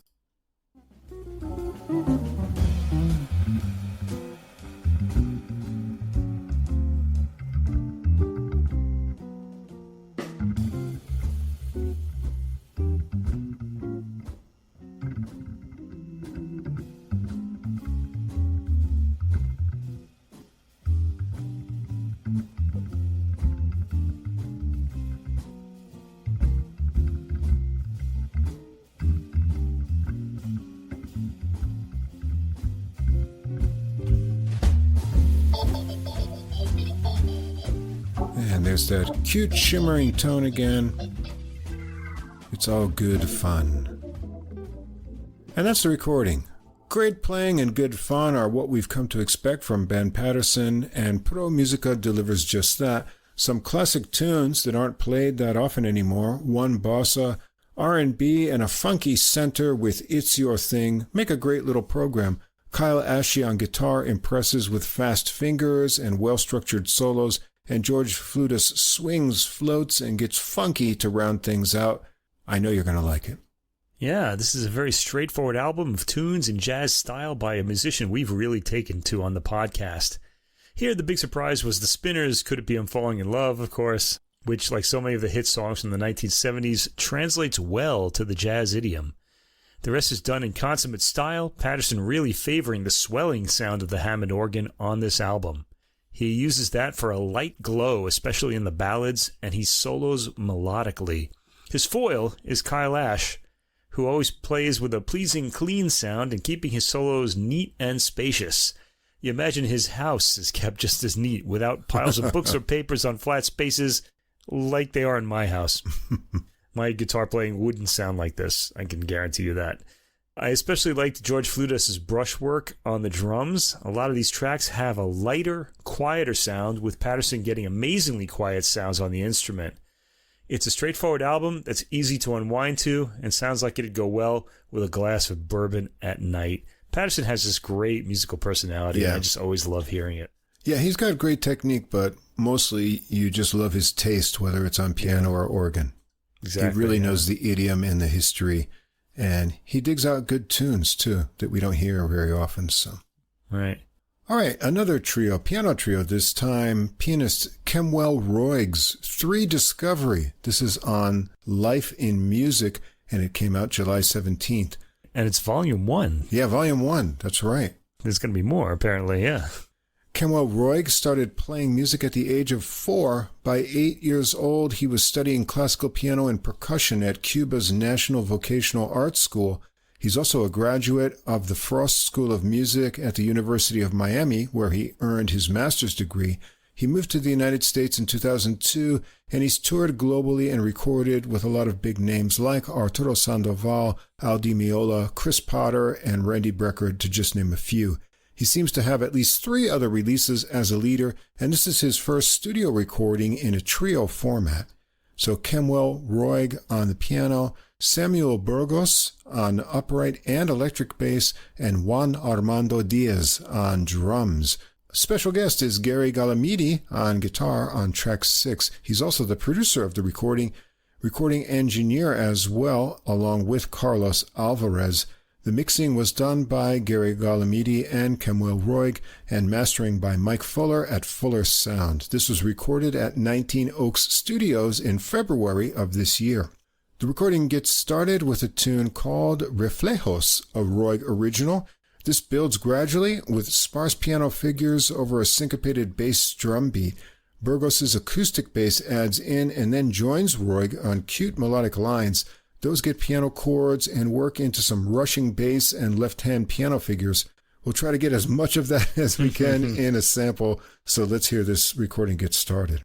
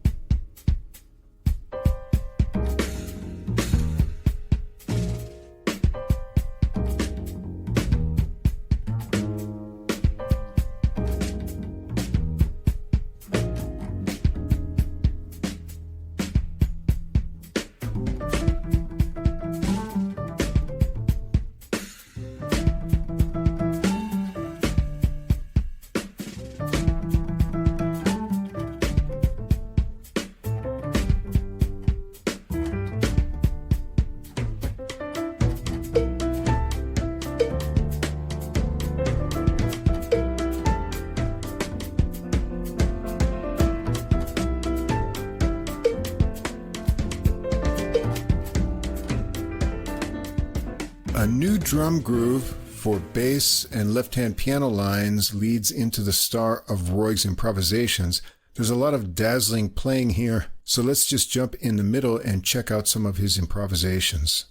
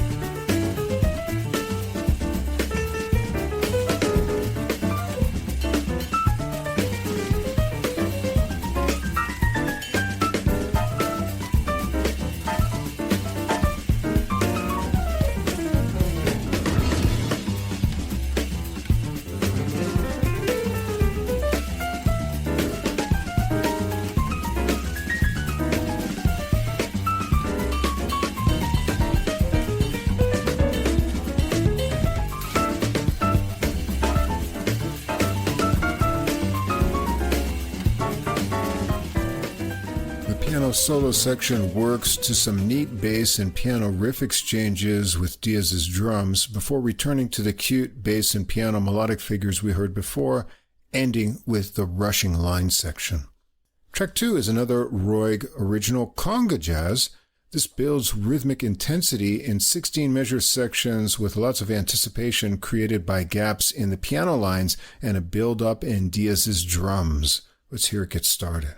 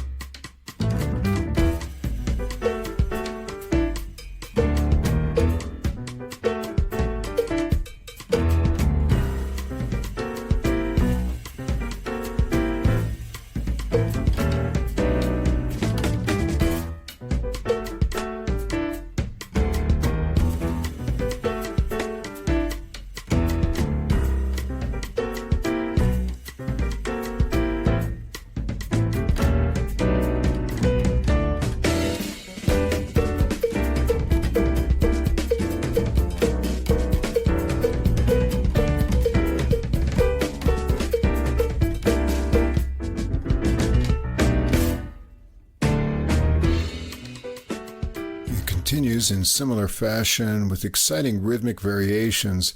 Burgos has a bass solo that sings out in the upper register and has some fast finger work. Let's hear the second half of his solo.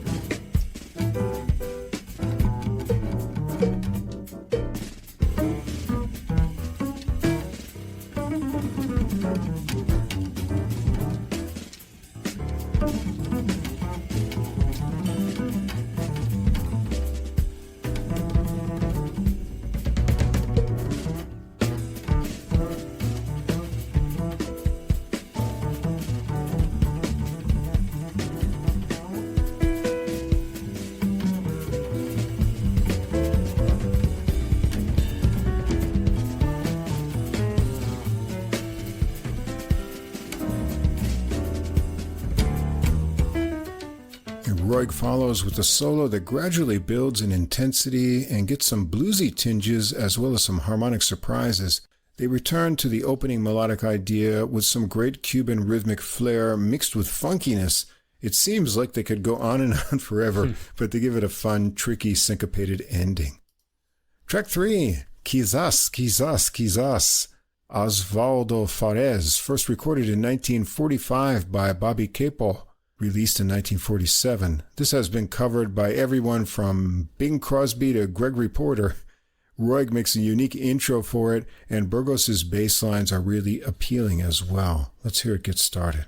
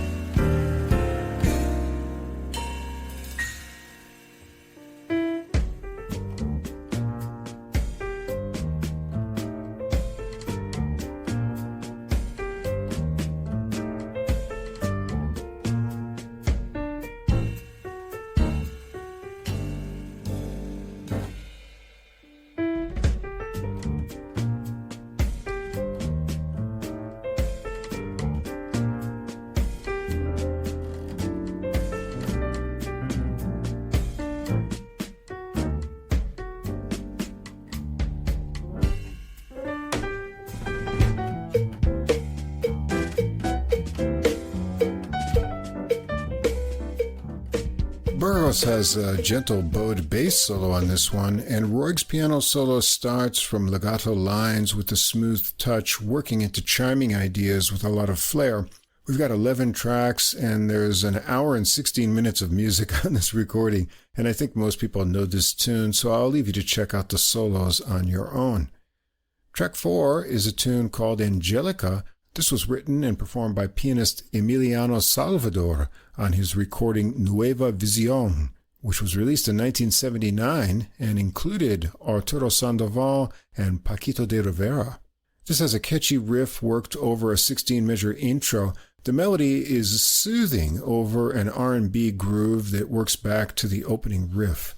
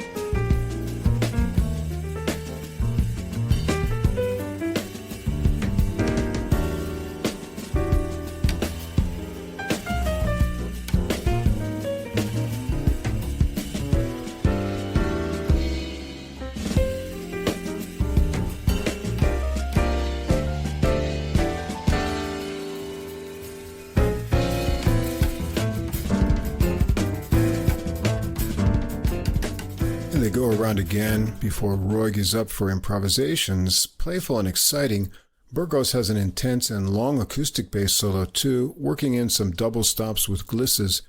Roig gets a fun and funky left-hand line working into a cool section for Diaz to work up excitement on the drums, vamping with variations into a final time through the melody. I'm going to leave you to check out all the rest of that on this one as well. Track 5 is a Roig original, Vida. The first section of this has intense syncopation with chasing bass and left-hand piano lines punctuated with piano chords. Diaz does some impressive drumming, mixing up things all around the kit, and then something much more Cuban breaks out to a climax and sudden mysterious new halting syncopated bass line.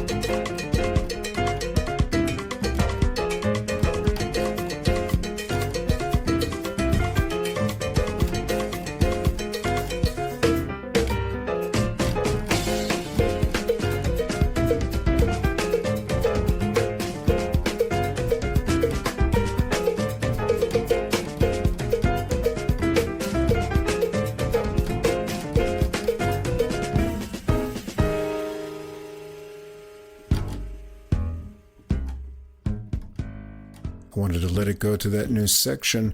Roig starts out soloing over the new groove, and the feel evolves as he goes, and we must hear some of his playing on this as well.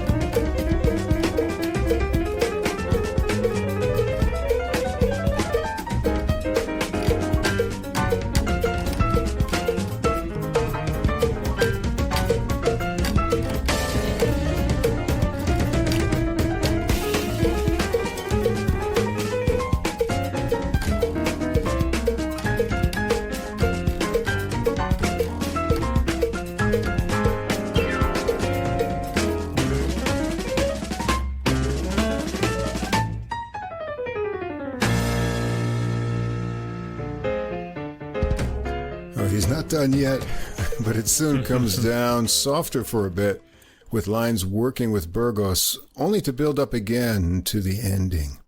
Track 6 is also a Roig original composition, Freedom.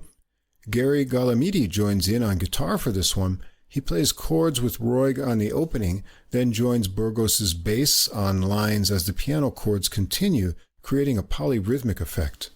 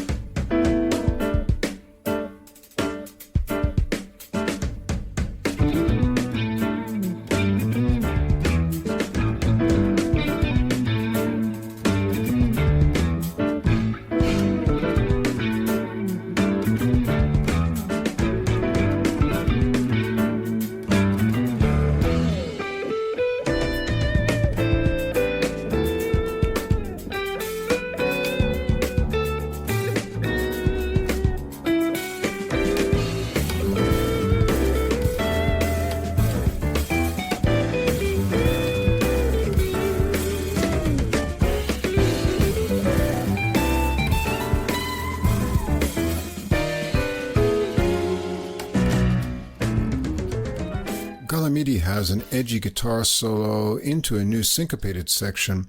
Burgos has a bass solo with sparser backing.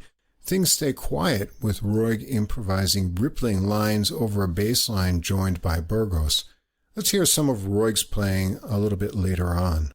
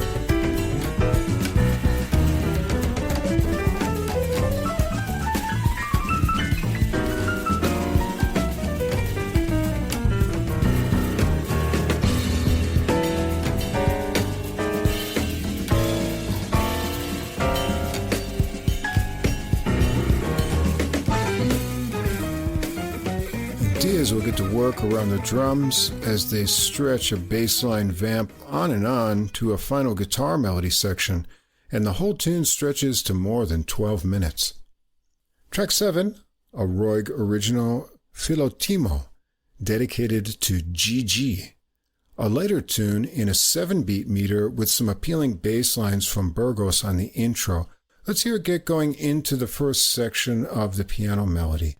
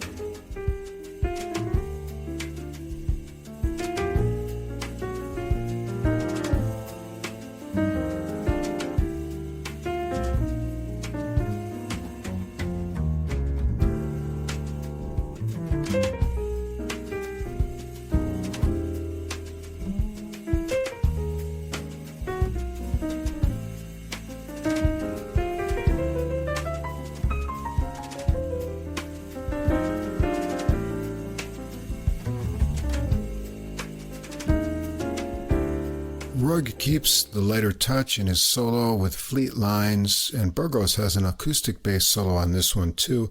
I'll leave you to check out the solos here for yourself. Track 8 is also a Roig original, El Secreto de sus Ojos.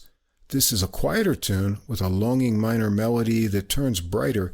Diaz keeps the drums sparse with brushes.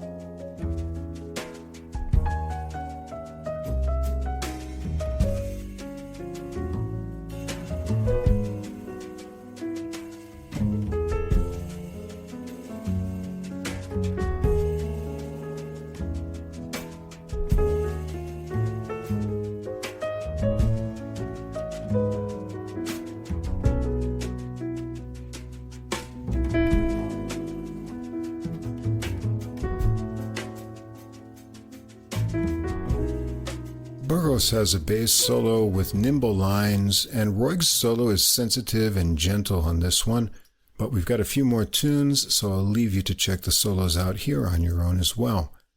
Track 9 is a Roig original, Opus. Burgos is on electric bass for this one, with a cool groove and catchy syncopation. It works up to a harmonic surprise and sparser piano chord section.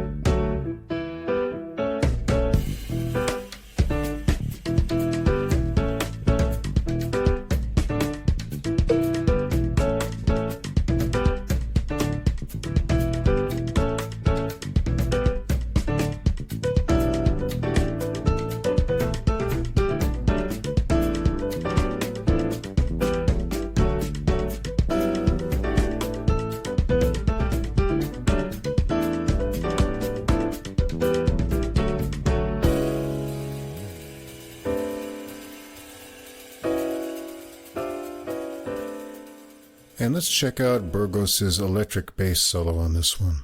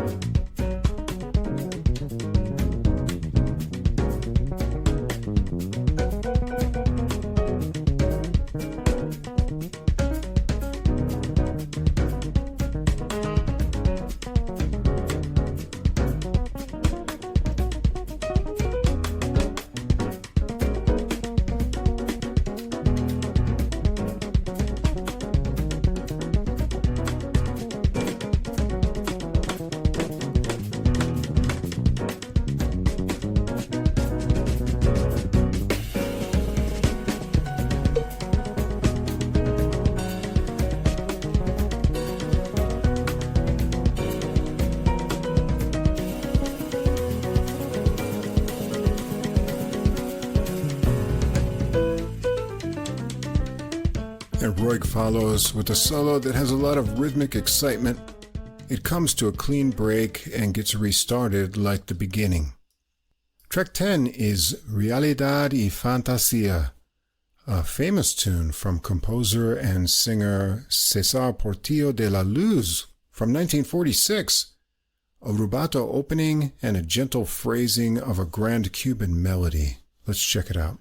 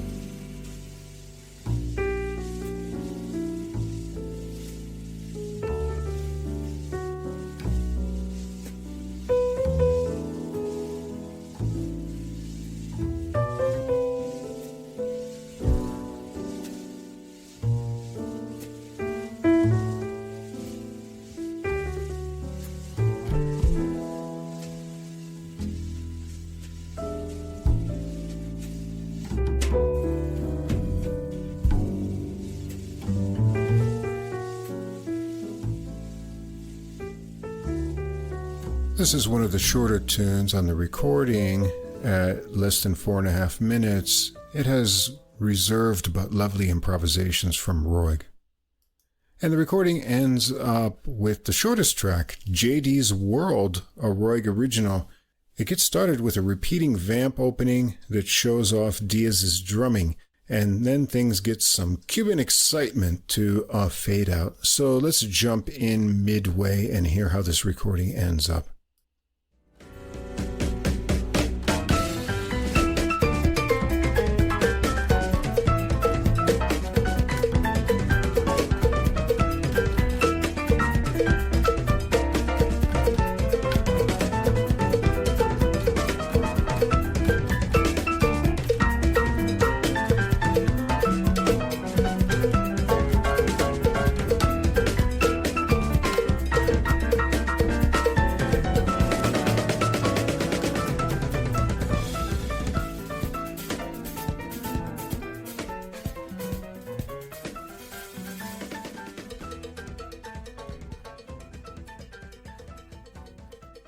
Kemuel Roig has incredible piano technique and an imagination to match.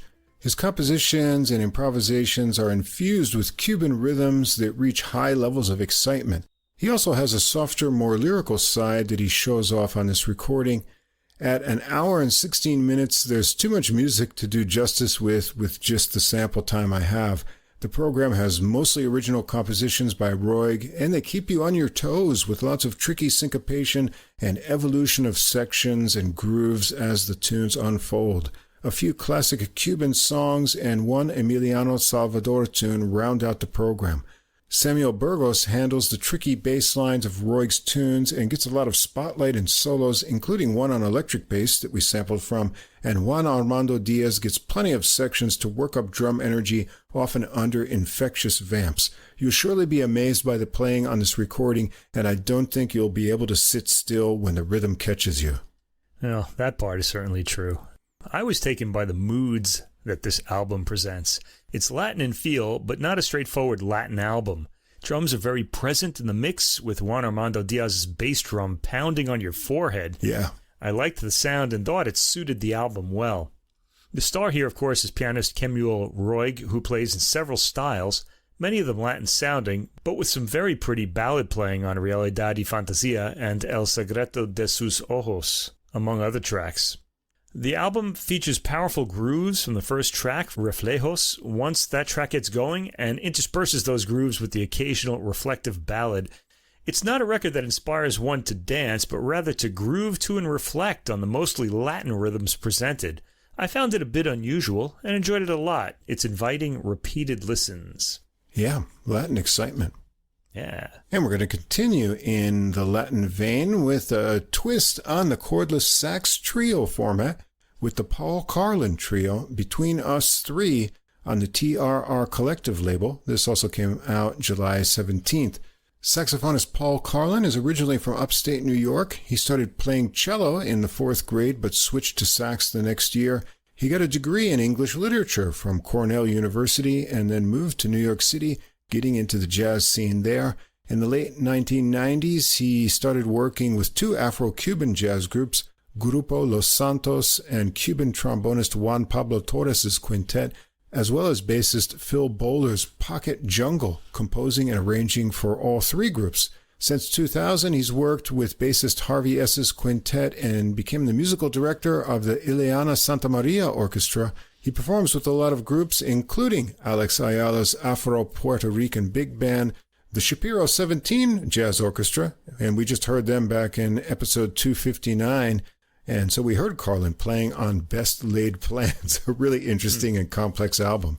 He also has his own quintet, plays with Glauci Celestine's Ayiti Brass and Nation Beat, for which he serves as the musical director. This is Carlon's 7th album as a leader, and this trio lineup has a previous recording from 2017, Tresillo, on Deep Tone Records.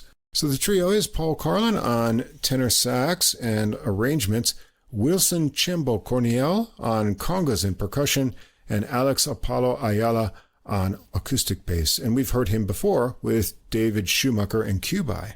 Engineer Sam Stauf, mixing and mastering Luis Damian Guel, produced by Paul Carlon, assistant producers Chimbo Corniel and Luis Damian Guel. This was recorded on January 10th and 11th, 2024, with additional overdubs on June 4th, 2024, and January 30th, 2025 at Mercy University Studios. The recording gets started with a tune called Ana Bacoa, and this was composed by Puerto Rican trumpeter Juanchin Ramirez, and it's become a Latin music standard.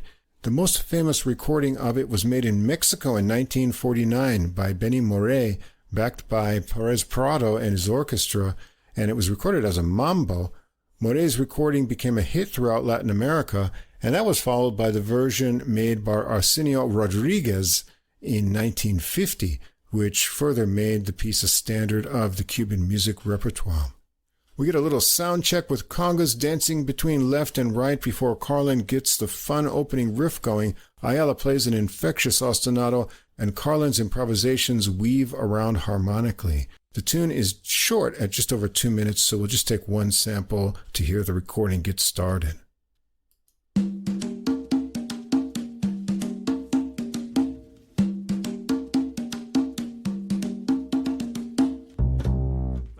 have to sound check, guys. Yeah, let's do it. Yeah. Let's try this.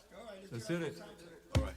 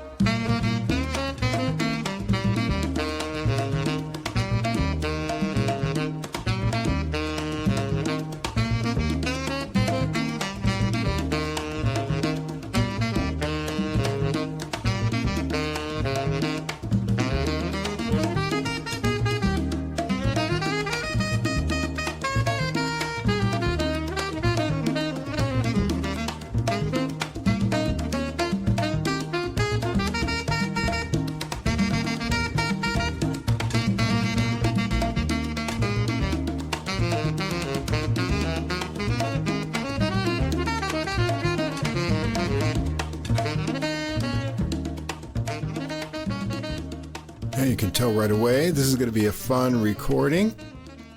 Track 2 is Carlon's original That Trio Vibe. This is like a doubled up of blues. Carlon and Ayala take the melody lines together and Kemuel fills the gaps with great conga. Let's hear it.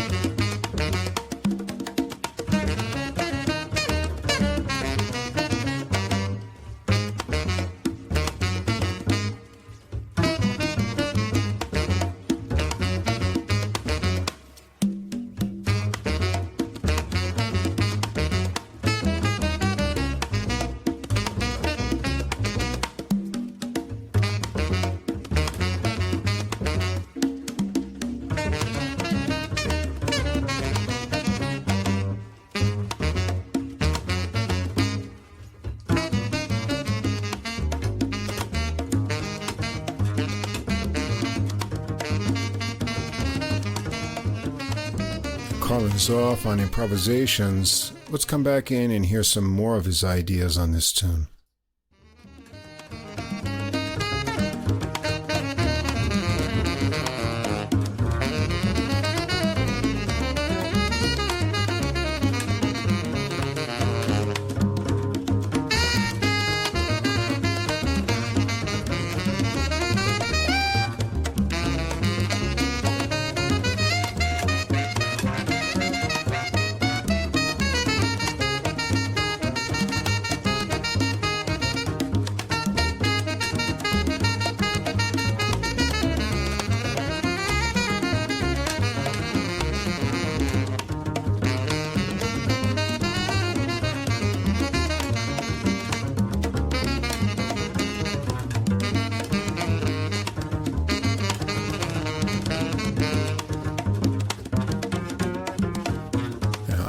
Next, a really aggressive bass attack and nimble lines with some double stops near the end.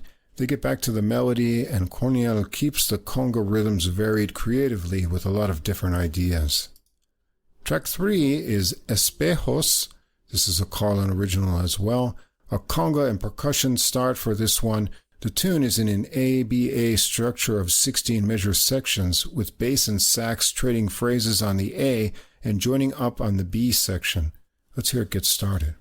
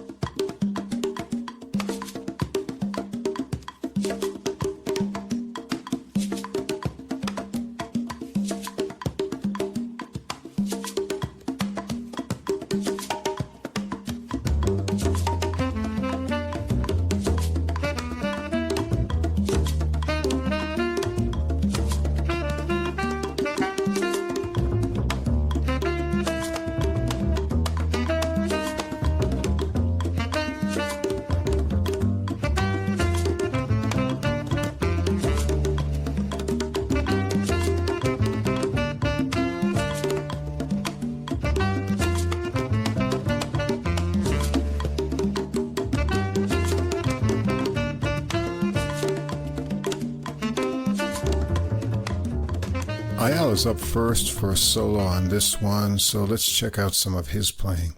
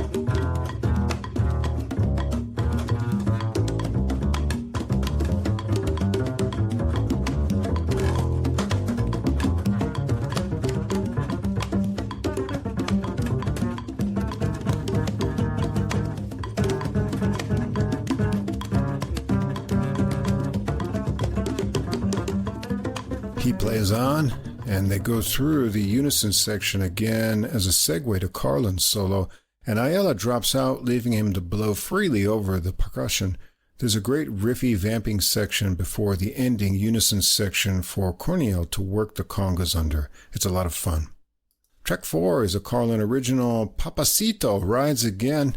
This one sounds like a cha-cha. The opening 8-measure section has a catchy sax line over synced bass and conga hits.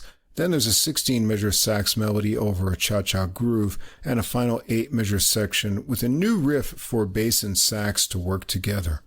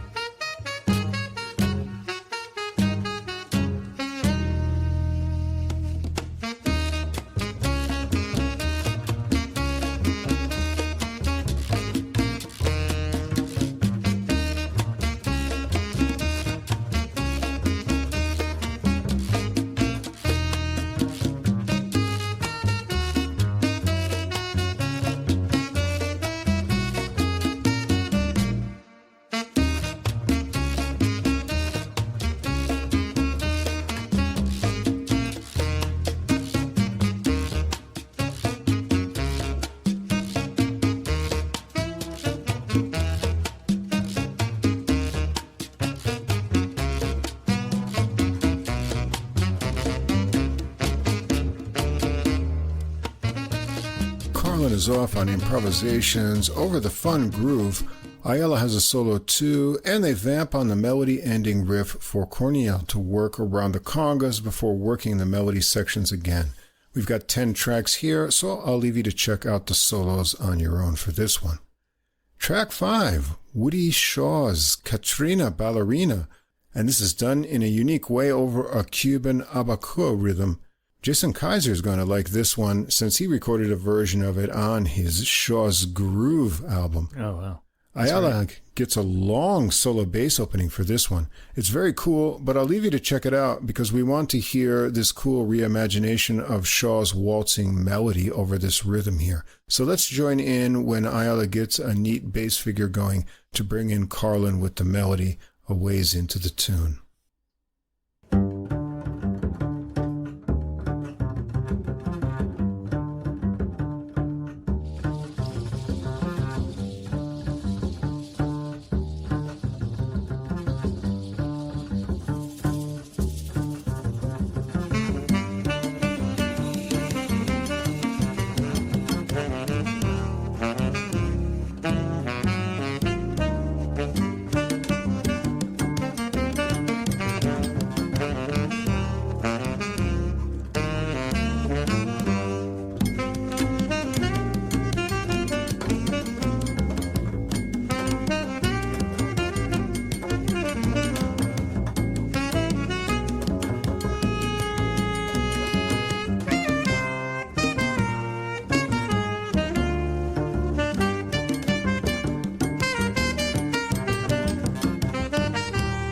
Yeah, that works really well. Carlon and Ayala both have fine solos here, and they take it through the melody again, and Kemuel gets an extended conga solo, so let's check out some of his playing.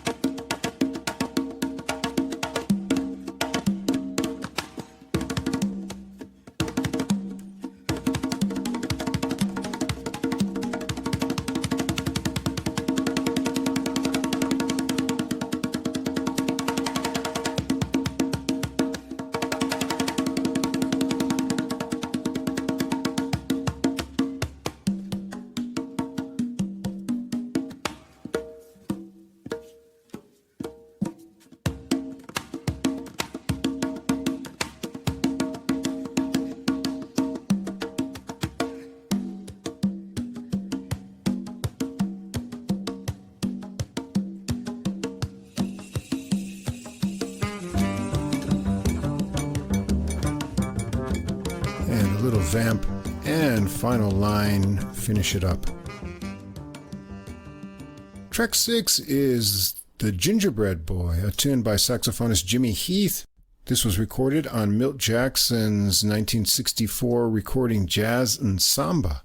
Like the original, this has an infectious riff. Carlon and Ayala traded off on the opening before it works into the 12-bar blues structure of the tune. Let's check it out.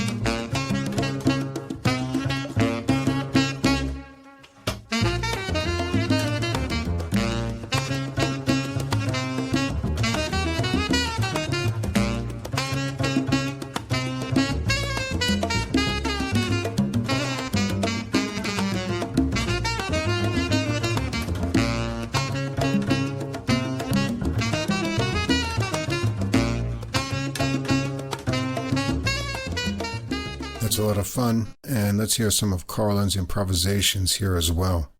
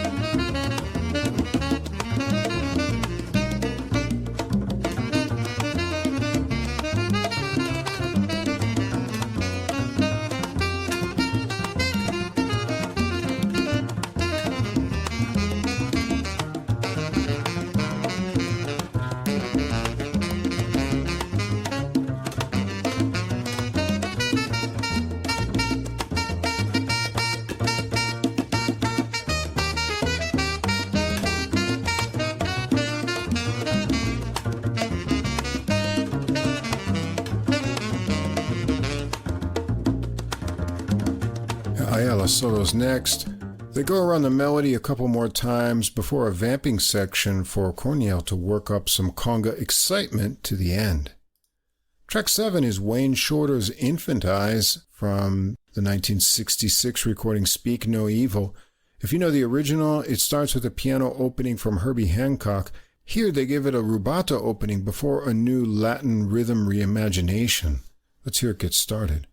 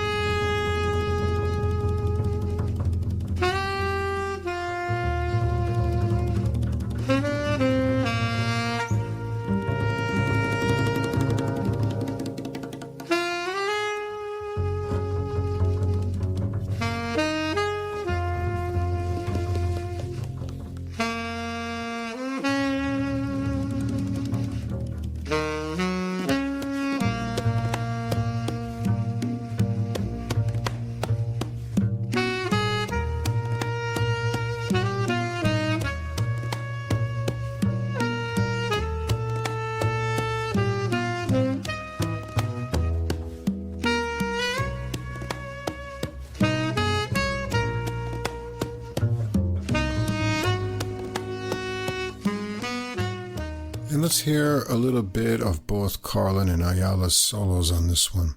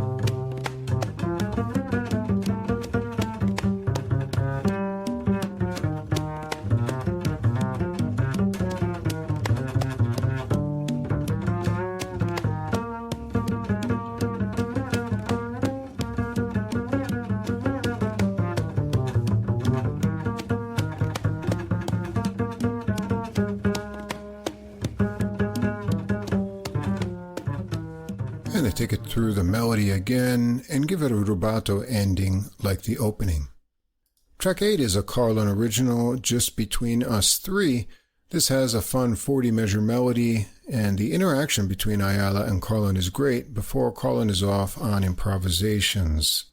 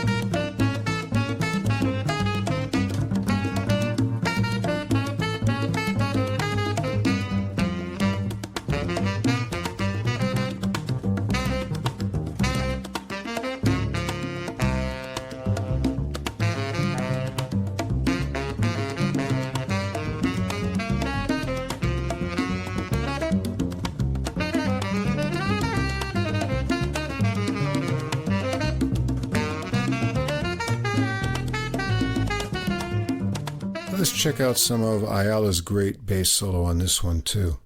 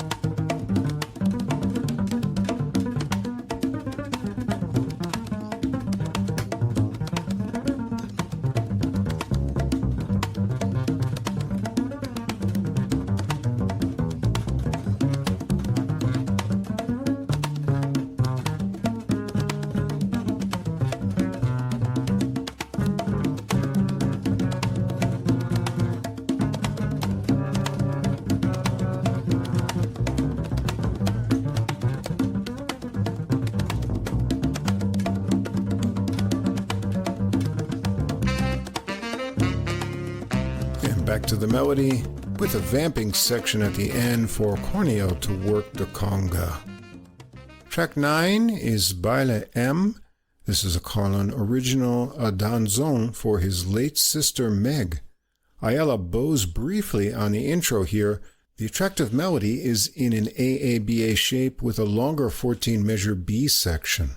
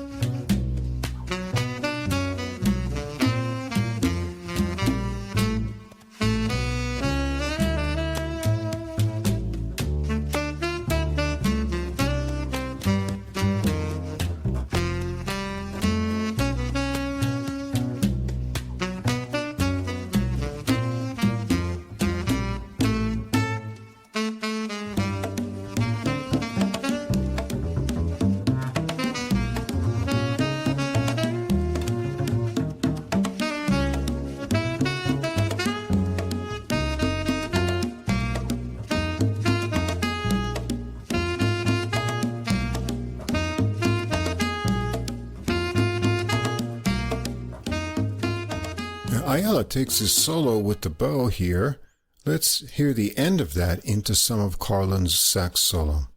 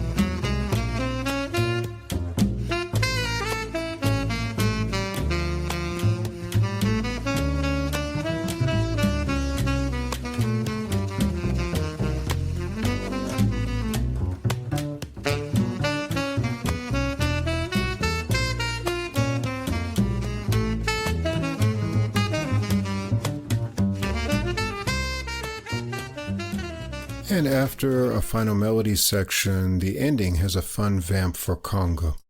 And the recording ends up with track 10, a Carlon original, Un Pedacito de Ti. This one has a 32-measure sax melody with a cha-cha feel to it.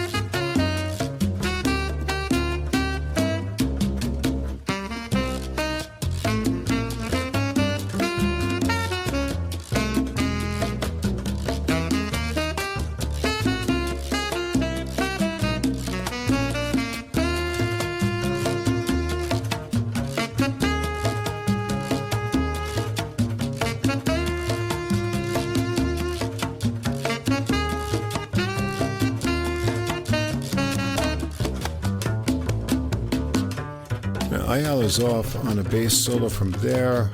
Carlon follows into another time through the melody, and they keep it going for some conga time to the end. Let's hear it finish up.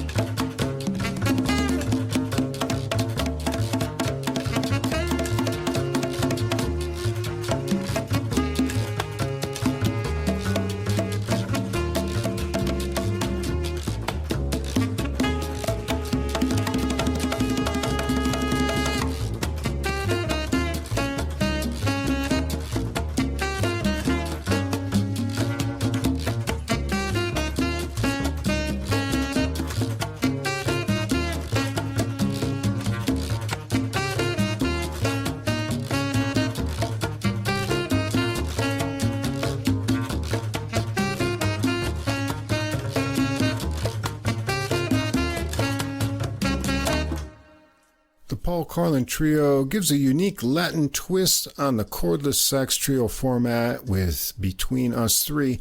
Instead of the usual drum kit, Wilson Cembo Corneille's congas infuse each tune with Latin rhythms and make everything a lot of fun. The program features 6 Carlon originals, and there are also 3 classic tunes by jazz greats reimagined. I particularly liked Woody Shaw's Katrina Ballerina. Alex Apollo Ayala adds infectious bass grooves with inventive lines, working with Carlon's sax, and his bass solos are creative. He even gets the bow out for one track. Carlon himself sounds relaxed, taking advantage of the harmonic freedom to explore with his lines, and his solos always have a mature sense and excellent structure. This album has a light, rhythmic feel throughout. Latin rhythms are provided by Cembo Corneille on percussion.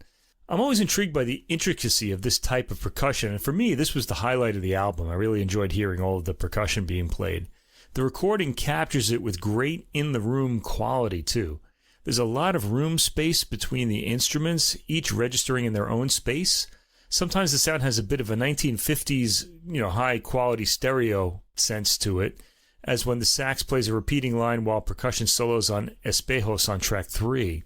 All 3 musicians get ample time to play and solo, and Paul Carlin's sharply defined sax tone dominates the texture while he's playing, and he phrases in a way that again brings me back to those 1950s jazzy instrumental hits. I'm thinking of like the sound of tunes like Tequila, for example, recordings like Tequila from back in the day. Carlin's sound harkens back to that time too. Meanwhile, Alex Apollo Ayala steps out often on bass and shows his chops without ever losing definition. Really, the engineer on this album deserves praise. The album seems to proceed with the conceit that all of the percussion instruments will fill in the space of a chord instrument like the piano or guitar, and the percussion certainly does draw a lot of attention. It drew mine. But to be honest, I kind of missed a chord instrument on this particular album. The record wasn't quite the harmonic adventure that freedom from a chord-based instrument allows, so it would have made sense to have the chord instrument there, I think. Still, it's an enjoyable, grooving listen, and spacious too, and it really is the absence of a chord instrument that provides that sense of space, and we all need space these days, don't we? Absolutely. Yeah. Normally when you have conga as a like accessory percussion to a drum kit, you don't get that real full sound that this album has. You can hear every texture of the drum heads. That's true, and the bass comes through as well, and then they're panned. So it really catches your attention all the time that conga is meticulously recorded here. Right, I really just love that sound in general. Great, so this is a real treat. Plus, Cornel is really, really creative with the tones and different textures. And, when sections repeat, he's constantly revising and coming up with new creative ideas. Yeah, he's a really great conga player. All right, and that's going to wrap things up for episode 268. As usual, we've got a program already lined up for next episode. What's on the classical side of the menu, Mike? Okay, in the Baroque arena, we're going to hear a vocal work by Heinrich Bieber, Vespere à 32. So I guess 32 voices, but we'll find out next week. That's on the Accent label. Next we hear an old friend of the podcast, Marek Stilec. Yeah. Performing Symphonies 1 and 2 by Kramer, or Kroma, I guess it would be. He's a Czech composer, so we're going back to Eastern Europe there. And we have a Greek contemporary composer, Georgos Koumendakis, his album Point of No Return on the Da Vinci Classics label once again. Yeah. Looking forward to hearing some more Greek music. That sounds interesting. Been a while. On the jazz side, we're going to start out with a recording by Danish guitarist Søren Lie, and he's got saxophonist Rick Margitza joining him. It's called Grace on the AMM label. Then we're going to go over to Origin for trombonist Andrew Kim's recording Lineage that just came out on July 24th. And one more, saxophonist Elias Haslanger, who we've heard before, with his new recording called Legacy on Bandstand Presents, and that came out just this Friday, July 24th as well. All these recordings, classical and jazz, will be up together on our Deezer playlist a few hours after this episode is published, and I'll put a link to it from our Facebook page as well. As always, we want to say thanks to Fast Signs of Staten Island for our glowing neon logo. Any final thoughts, Mike? Yeah, we have the Mountain Lair. I think we should get an adult music mobile for the Mountain Lair, kind of like the Batmobile. Like the Batmobile, yeah. Yeah, we just kind of ride to and from here. It'd be cool. We'll just kind of build up our location. Put some neon lights all inside of it and some big subwoofers in there. Oh, it'd be awesome. Yeah. Those subwoofers would not be for, hip-hop beats, but they would be for timpani and acoustic bass solos. Timpani.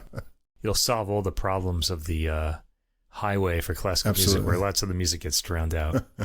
The adult music mobile.